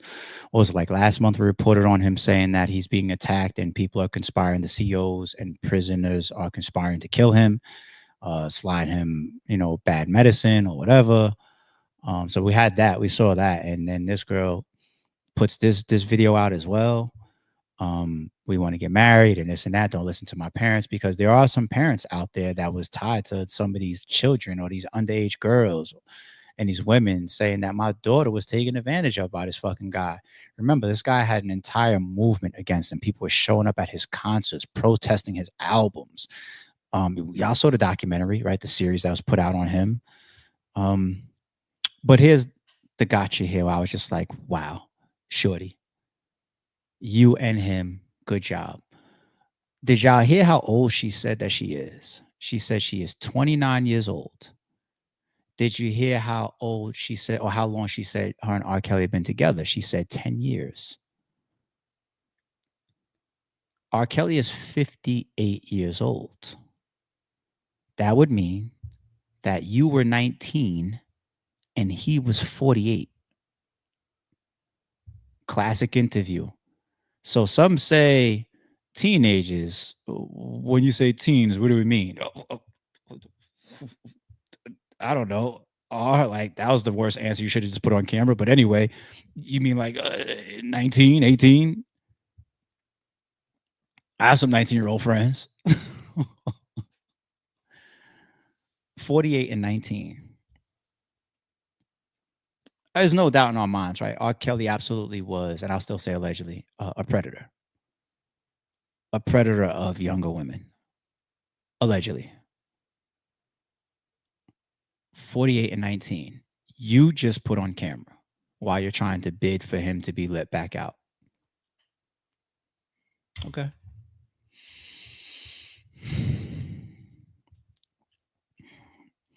Off of the crime shit and other news, man, we paying attention to this man, and it's sad that we just watching this all in front of us. It almost feels like, you know what this feels like? It feels like how we watched DMX just continue to deteriorate and continue to get arrested, and the alleged drug use. It feels the same way, man. Yeah, you put it, you know what I mean? Yeah. And then, you know what I'm saying? Yeah.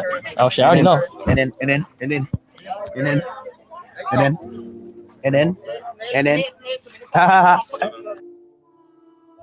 you put it, you know what I mean? Yeah. And then, you know what I'm saying? Yeah. Oh shit, I already know. And then, yeah,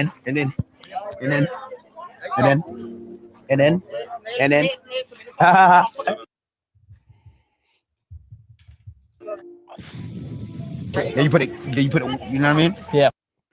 He couldn't talk. The wiping of his face, and like he's itchy as yo. And then, it just continues to beg the question: who's with him?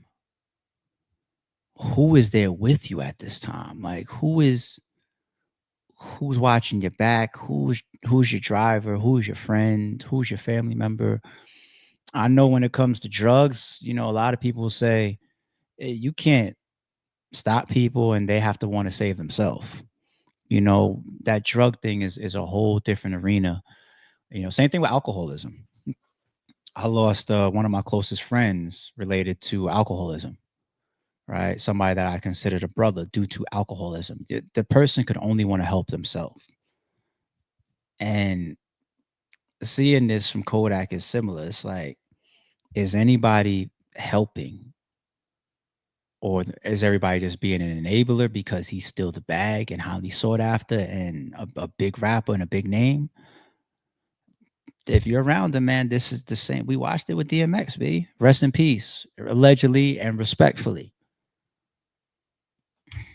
All right.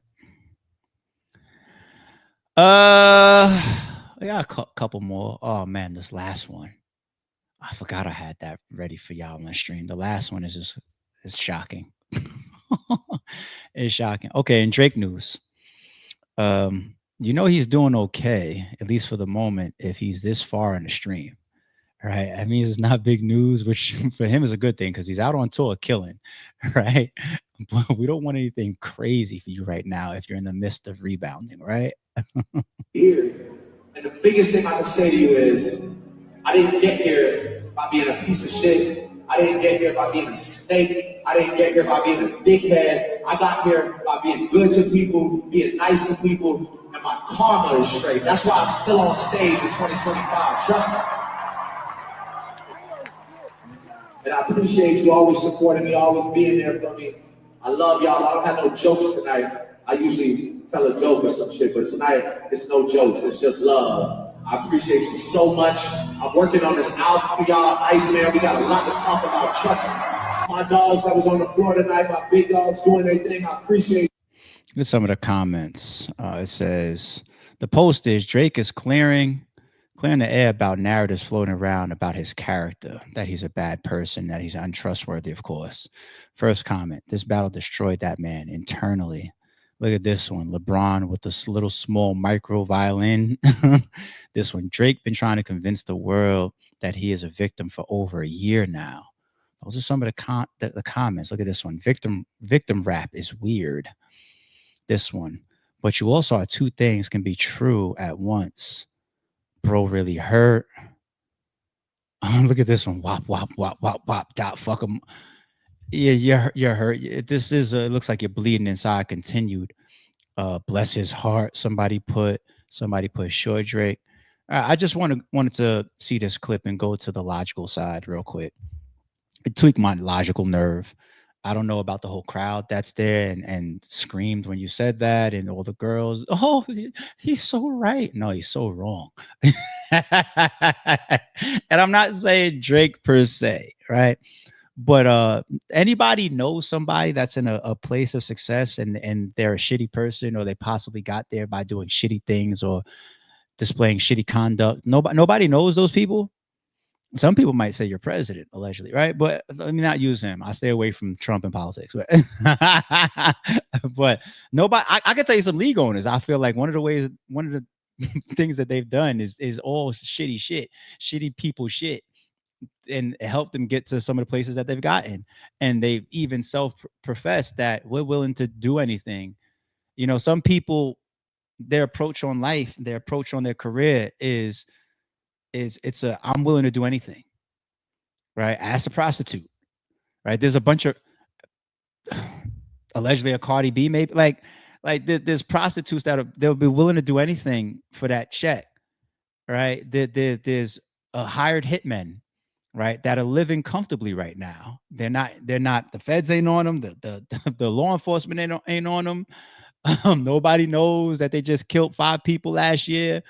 Right. There's a lot of people that have garnered their success from doing foul, nasty, disgusting shit, stealing.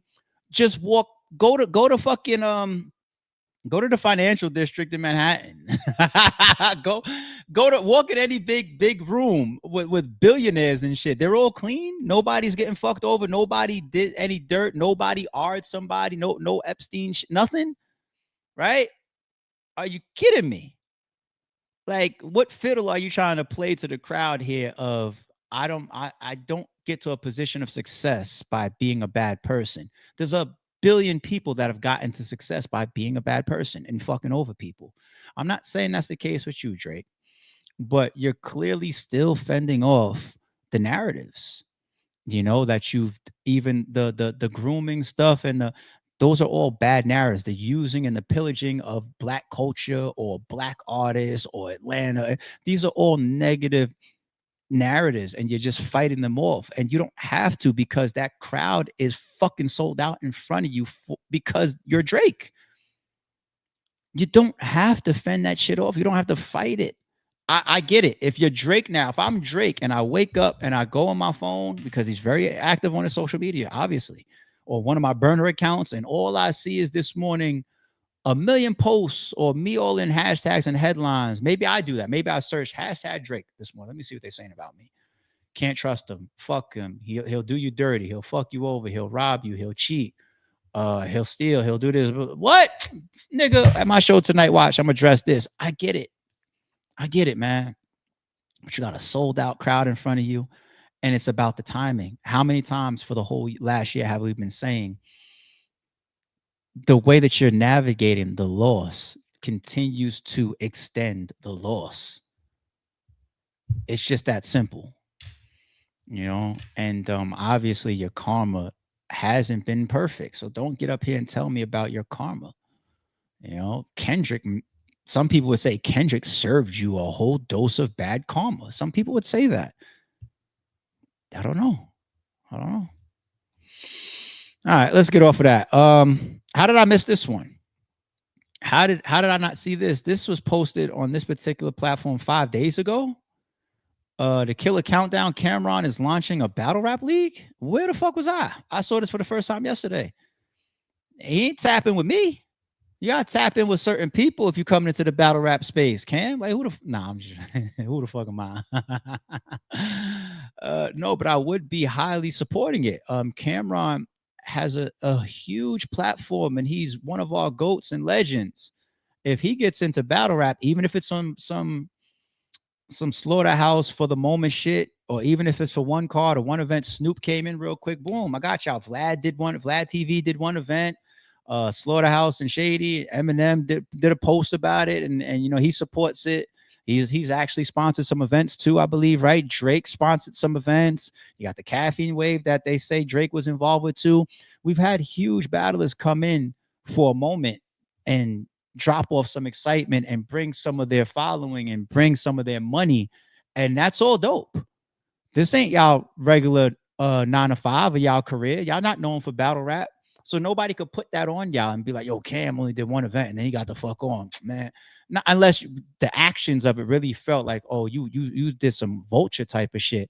I don't see that. It's Camron. It's one of ours, right? So I think this is something that should be supported.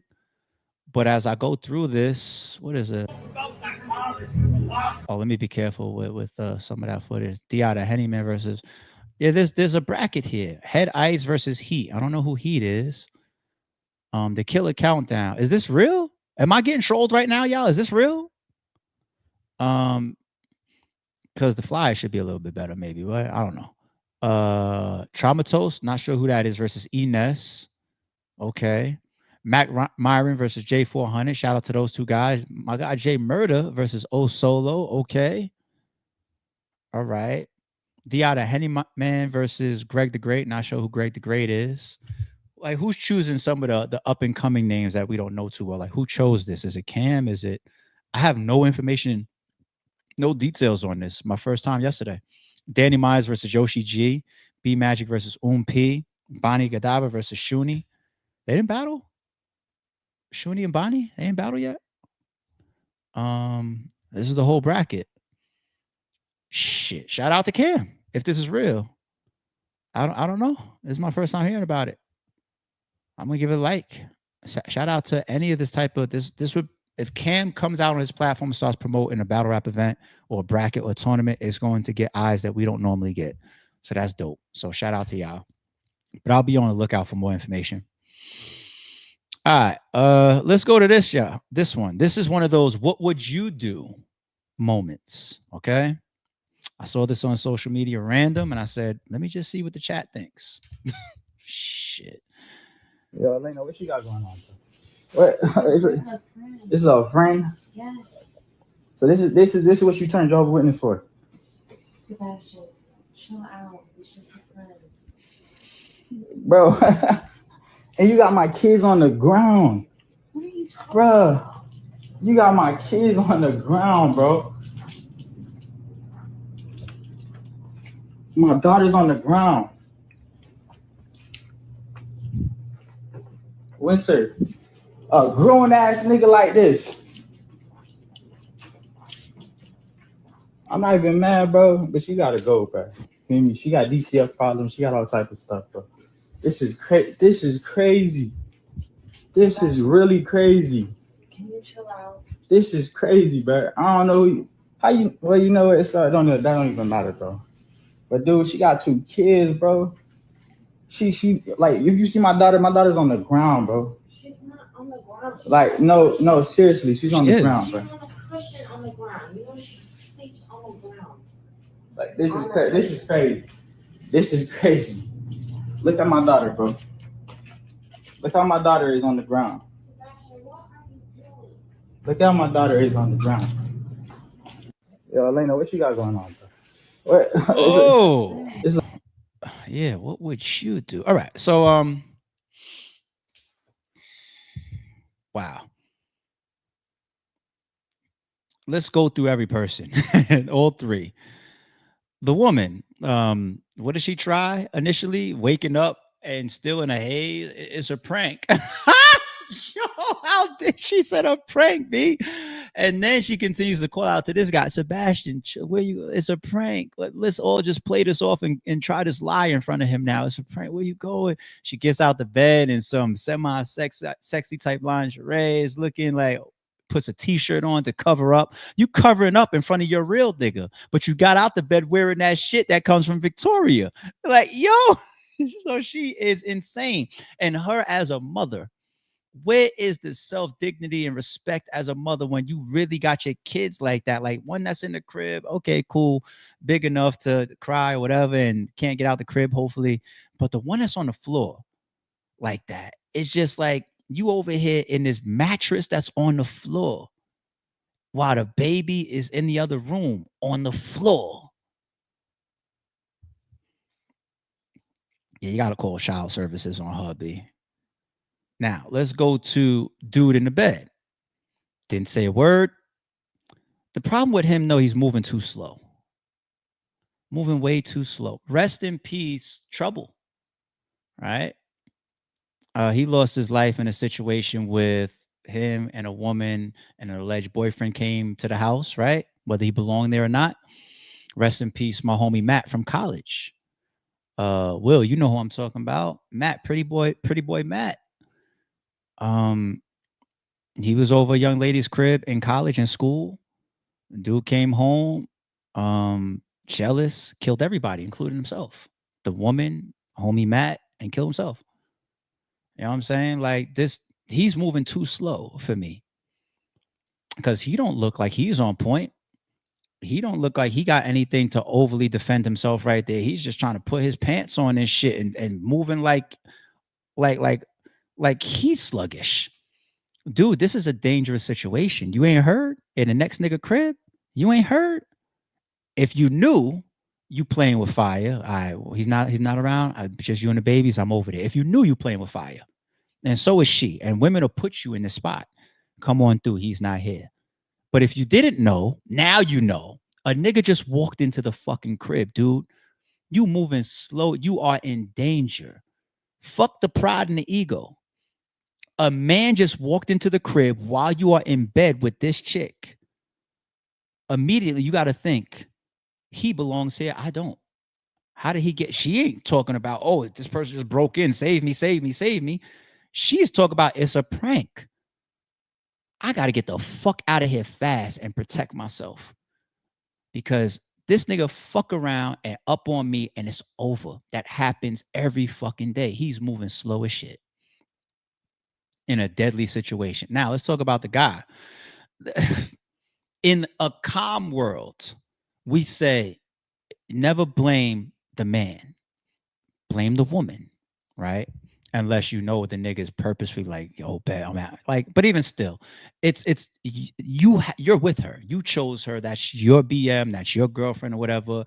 Technically, yes, that's the rule. We are supposed to go at the fucking woman. But in the heat of it, that's where the guys could also get into it, even for a guy that carries that rule. You know what I'm saying? Because that's a passionate moment. I walk in, I see you in the bed with my girl lingerie, and then his voice elevated slightly when he started talking about his daughter on the fucking floor. So even if I practice that rule of, yo, dude, get the fuck on. Get up out of here. get up out of here. My beef ain't with you. Just get up out of here. I can use the Martin scene. Martin played that with Gina at first. Yo, dude, ain't on you. You know what? You just being a man. Get up out of here. But then dude was hanging around too long. Things got emotional. And then Martin popped on the fucking guy. All right. This guy's already moving slow. And then I go back and I look at my daughter not once, but twice on camera. That could take me in a whole nother arena. I could see red from that. That can put somebody in the red tunnel where, oh no, everybody dies. My daughter's on the floor. So he's keeping calm for the moment, at least for what we've seen in the footage. And he tried to apply the rule. Yo, dude, I ain't mad at you. You got to go. You got to go. You got to go. And him recording it, smart at that moment too. You got her. Because if you got to go through some child services, custody type of shit, you got that on camera of how she's doing your children. Right? If anything goes left with you and this man, you got that on camera too. I came home, there was a man in my house. Right? Because he might pop on you. You never know. So he did the right thing by even recording it to protect himself. But it's a real deadly situation. These women will put you in that. The fellas will know that and put themselves in that as well. Somebody will come home and it can go left like this. So if you ask me what I would do, if I was in the bed, I would I would be moving light speed. This guy was taking his sweet ass fucking time. I would have left my shirt. I would have my wallet, my phone, probably, whatever. If I could real quick, boom, I'm out. Because this is how niggas die. I didn't even know this shit. I might even been talking a little bit. I've been watching his hands, watching his movement, maybe stay close enough to him in case I felt like he was about to react a certain way. But I would have been snitching right there in a moment to make sure I could make it to that front door, because you just put me in a deadly moment. This guy got the ups. He walked in on us.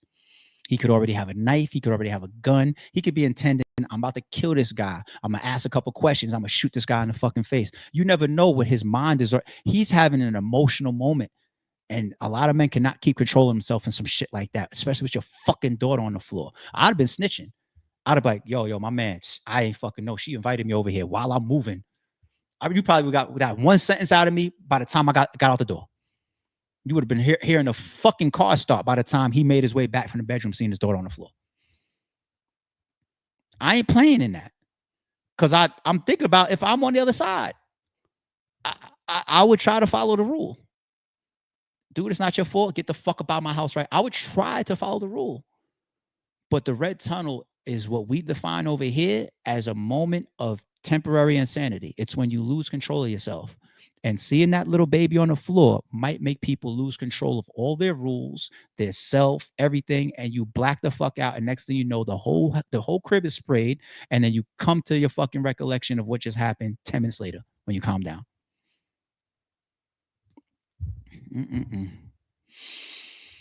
All right. Last but not least,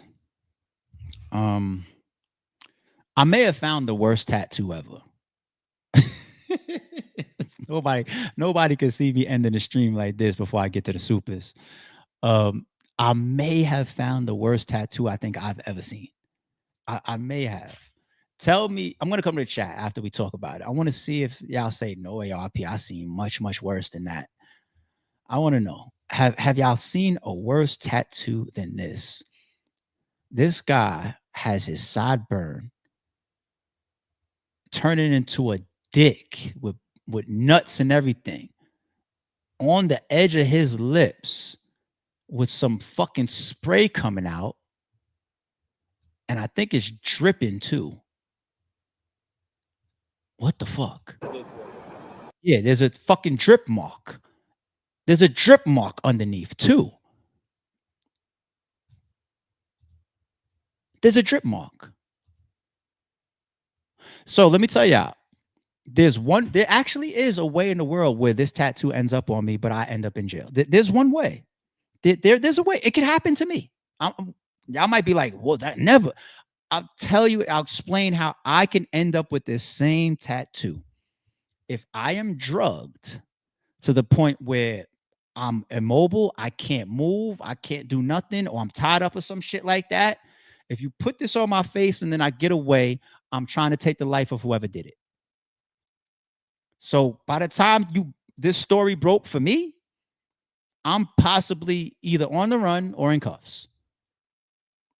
And I ain't getting bail because I stood over him and let the whole shit go. What makes somebody choose this? This is obviously I'm exaggerating, people. Like, nobody is getting tied up and getting this tattooed. You chose this. Now we'll give you a point, one little point back for fucking getting the shit laser removed.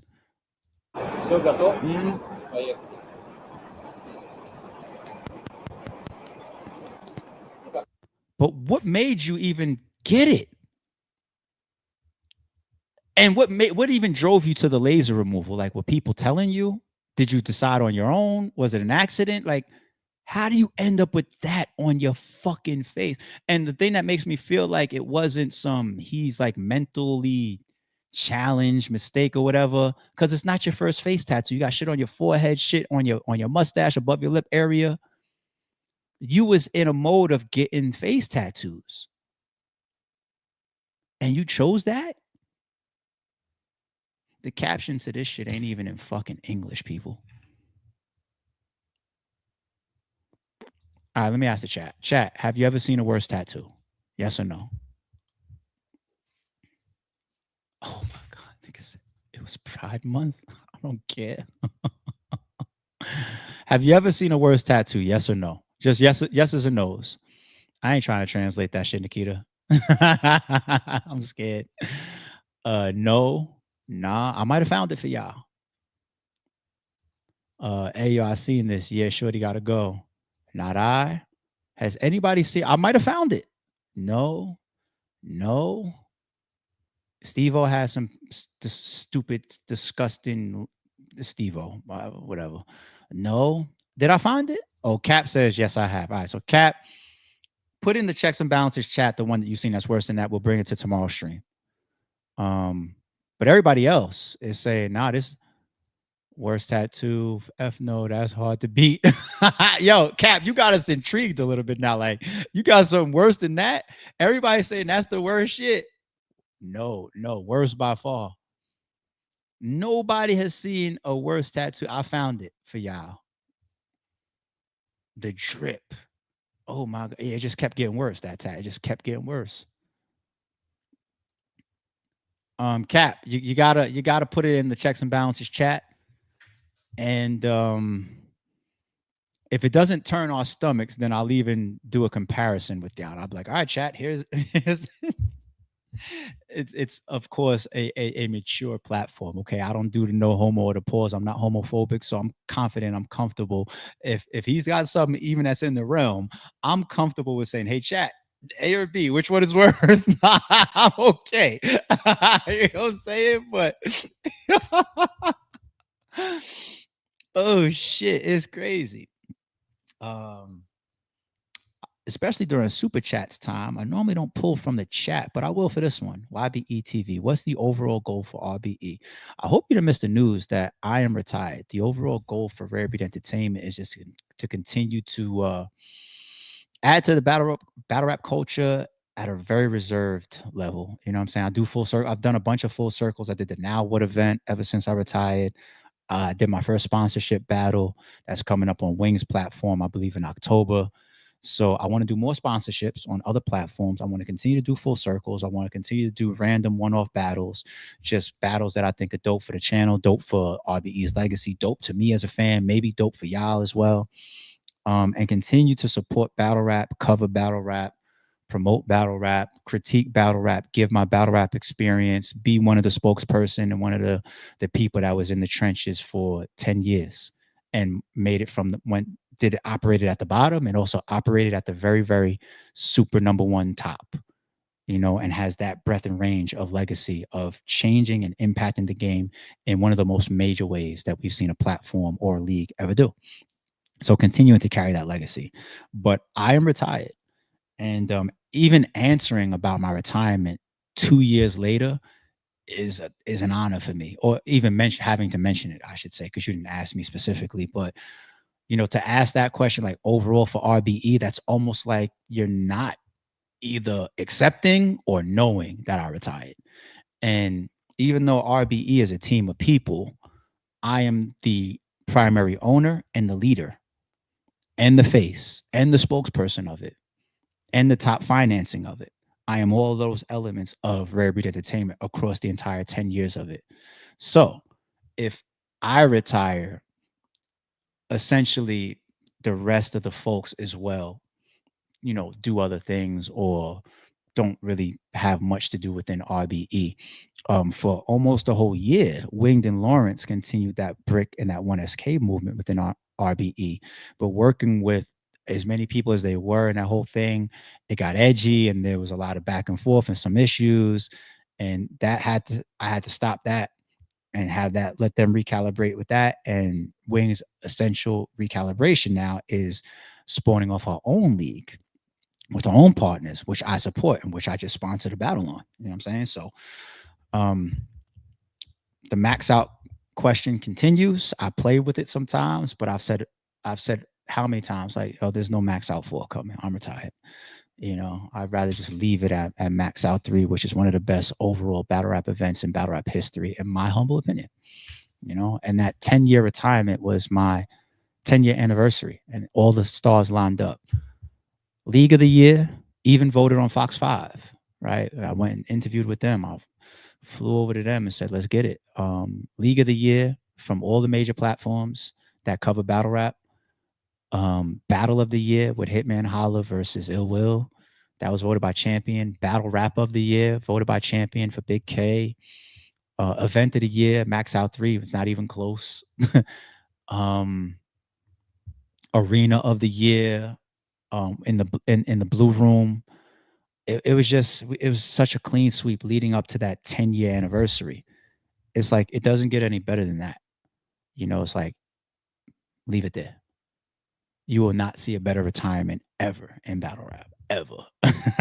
It was orchestrated, but at the same time, the stars had to line up with a little bit of blessings and a little bit of luck for that to happen all like that. So, leave that alone. I feel like I've said that a million times though, but shout out to YBE TV. All right, super chats. Brick City 81 gifted 5 RBE memberships at 5:59 a.m. 1 minute before the stream started. We got here at 6, and that man put out 5 for y'all. Am I sounding like a broken record when I say y'all got to be here at 6 a.m. because people tend to give out memberships when the stream start? Am I a broken record at this point? Brick City, thank you. I appreciate you, G. We got Brett Cass says salute back to you, G. Member Don Bean, he also gifted a membership. That one went out at 7:42 a.m. All right, we got a super in from Cap, a big super. Appreciate you, G. This is one of our mods, one of our members, and also a contributor and a member to the Checks and Balances group. A man caught his wife in bed with me when I was told. Oh, hold on, Cap. Hold on, nigga. Should I bring you up on the stream real quick? It's Friday. I got a little bit of time, cuz. Should I bring you up on stream? Should I bring you up on stream, Cap? I don't want to put you on the spot like that, but hold on. What the fuck is going on? A man caught his wife in bed with me. I was 21. I don't know how long he was standing there. Oh, shit. You could have died. Damn. We woke up. She jumped between us, distracted him, and I ran to my car naked. Guess who let him in? Their kids. Oh, shit.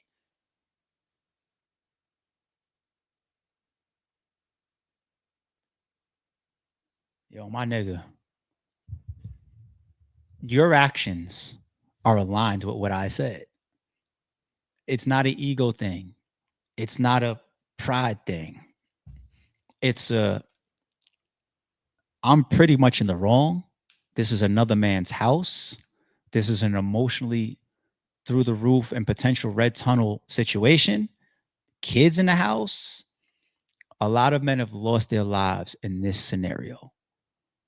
I don't belong here, especially not at this moment. I don't give a fuck if I'm strapped. I don't give a fuck if I'm the toughest. I don't give a fuck if I got fighting skills of Floyd Mayweather. I'm getting the fuck out of that crib as fast as possible.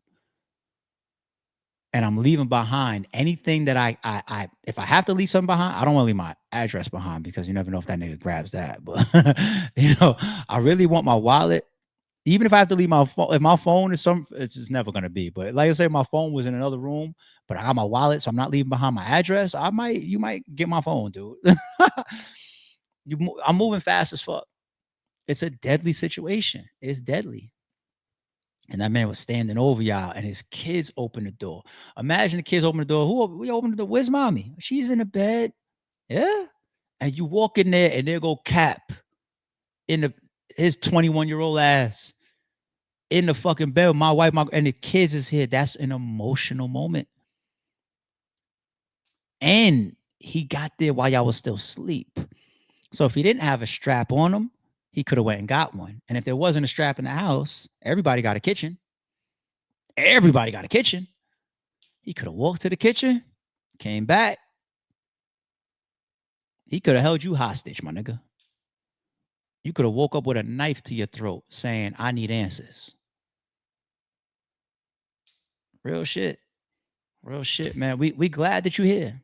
I literally know people that lost their life in that situation. Once again, rest in peace, my boy Matt from college.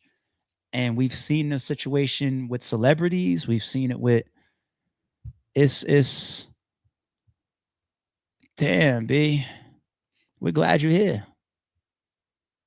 We're glad you're here, man. Yeah, Sassy. We went through a lot today. 2 hours in. We did a lot. Damn, Cap.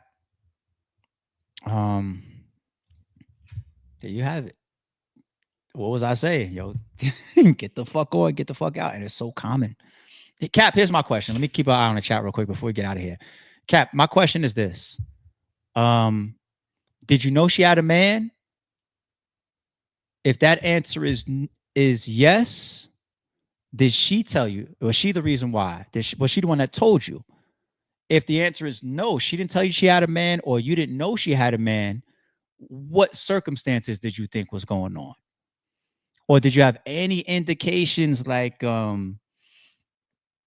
she's here. I think that this is her crib and her kids on their own, but she don't have a car. Right? Or did she have you know what I'm saying? Like little small indicators, maybe. Did you see any pictures or like anything? Like what did you think about the situation before you wake up and this dude is standing over you as far as you dealing with this woman? Did you know? Because you did the right thing and got the fuck up out of there. Like, oh no, another man crib, naked, car, I'm out. You said pull you up. All right, I got you. Why not? Let's do it. Let's do it. See, this is what happens if y'all hang around the chat. There you go, Cap. This is what happens if you hang around the streams. Sometimes when the main topics are over and then we start to get into like the second half of the stream, when people is like, all right, this is where he's covering like the faster stuff and the little small stuff or whatever. All right, let me jump. Or I'm just here for the thumbnail. I'm here for the top 3 or the top 2 topics that he spends 10 to 15 to 20 minutes on. I get it. Everybody got their way of taking in their podcast or their content. But now we got Cat about to come up here, man. What you talking? Come on, Cat, let's get it. Where you at? I put the link in, right? I put the link in the chat. Yeah, there it is. Yeah, the link is in the chat. Link is in the chat.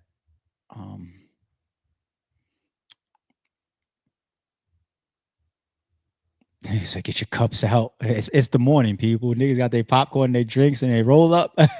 They like, yo, y'all couldn't do this shit in the evening where we could roll up and chill out and shit. Like, why y'all gonna do this shit 8 o'clock in the morning?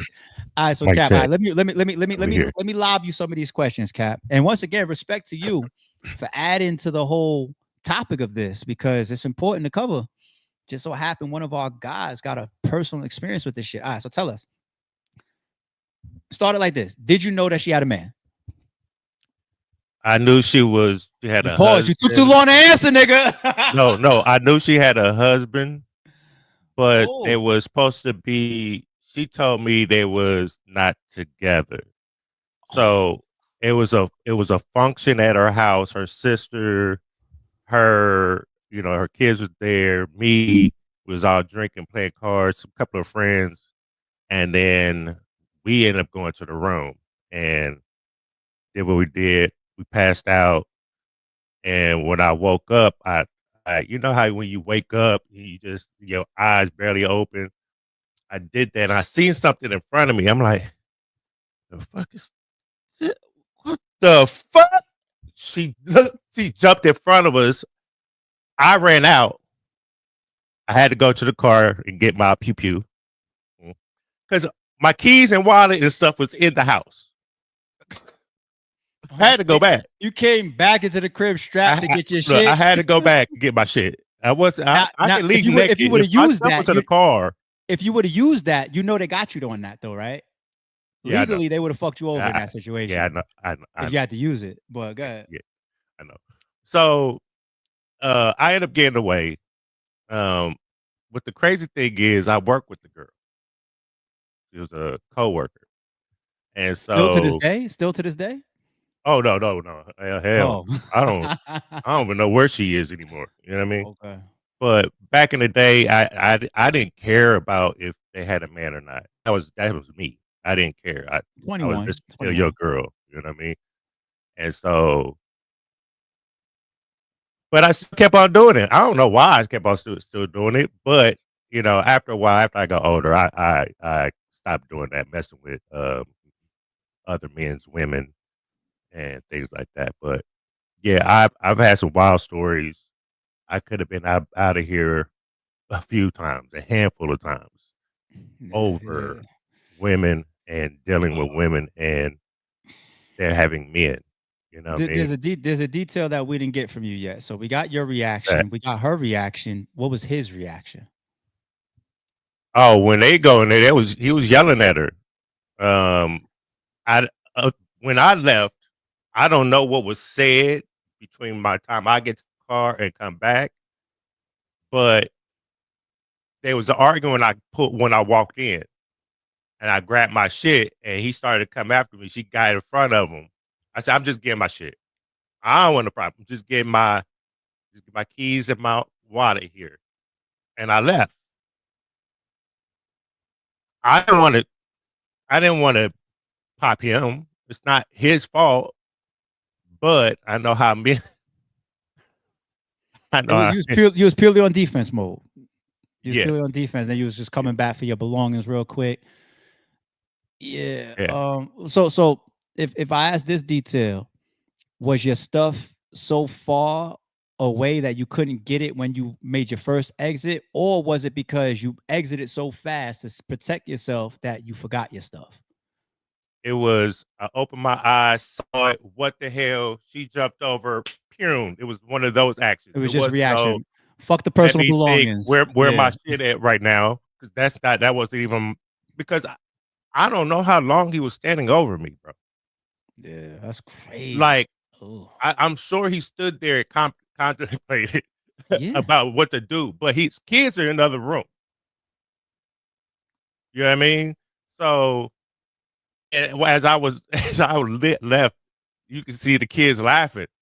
I was like, "You little bad motherfuckers!" They let him in. Yeah, let him in, man. They let him. So your initial reaction was a self-preservation reaction, absolutely. Yeah. And then, as you were processing, while you were still saving your own life potentially, right? It's like, I got shit back in there. Also smart enough not to go back in there without an extreme way of defending myself. I just want my shit. And that's what I said I would do. Give the guy a little bit of verbal while I'm still making my move to whatever direction I need to go. Hey, man, I'm not here, blah, blah, blah. I don't got no problem. My bad. Didn't know hey, talk to her, while I'm getting my stuff, and get the fuck up out of there, because damn, well, we appreciate the story, homie. Like, that's crazy. It's crazy. I'll probably do another one tomorrow or the next time. Another story for us? I've already did 2 already in the chat. Okay, all right. We're gonna need now. We're gonna need you to DM in the checks and balances chat, if you could find it, the tattoo example that you. So Wildin' Out. I mean, not Wildin' Out. MTV had. Don't spoil it. Don't spoil it. Don't spoil it. Okay. You about to say it? No, they had a whole show of bad. Okay. That's what I was gonna say. They have a whole show. I seen those though. I seen those So, shows. I seen one like that. Yeah. I seen one like that with the D and the balls and the yeah, I've seen something like that already. You know what I mean? But I've seen some way worse ones. So I'll get them, I'll screenshot them, and I'll send them in there. Yeah, we might. Now it's now that my brain is processing. Maybe they are going to pause us to death if we'll put them in the chat. I'll determine. They might pause us to death. Pause. We gotta Pause see. for We gotta those see. that need to do that. You know what I mean? We gotta see. We gotta see. Literally. All right. All right, man. Yeah, I appreciate salute, you, G. My salute man, to I'm the gonna see you in the man. chat. I'm gonna see you in the chat in a second. I'll see you tomorrow morning as well. Yep. All right, my man. All right, shout out to Cap real quick coming up. It's Friday, y'all. It's payday for a lot of people. It's feed up, get you a glass of wine day type of people. Some people got plans tonight, birthdays, parties, whatever. Everybody be safe. Like I told you, we will be coming back more live in the afternoons, as well as uploading exclusive videos more in the afternoons. So I'll keep my eye on if there's something that wants me to come back later on. If not, worst case scenario, of course, we will see y'all in the morning. Y'all enjoy y'all Friday, and we're gonna get to it. All right. Don't confuse silence with work ethic. I'm a boss making decisions, my first fetish. The verse cherished is perfect, that's a reverse blemish. I dropped it, connected the block, learn Tetris. This is the Sorry True Podcast. Welcome to the house of. And shout out to the members. Without my thing, still got a gun.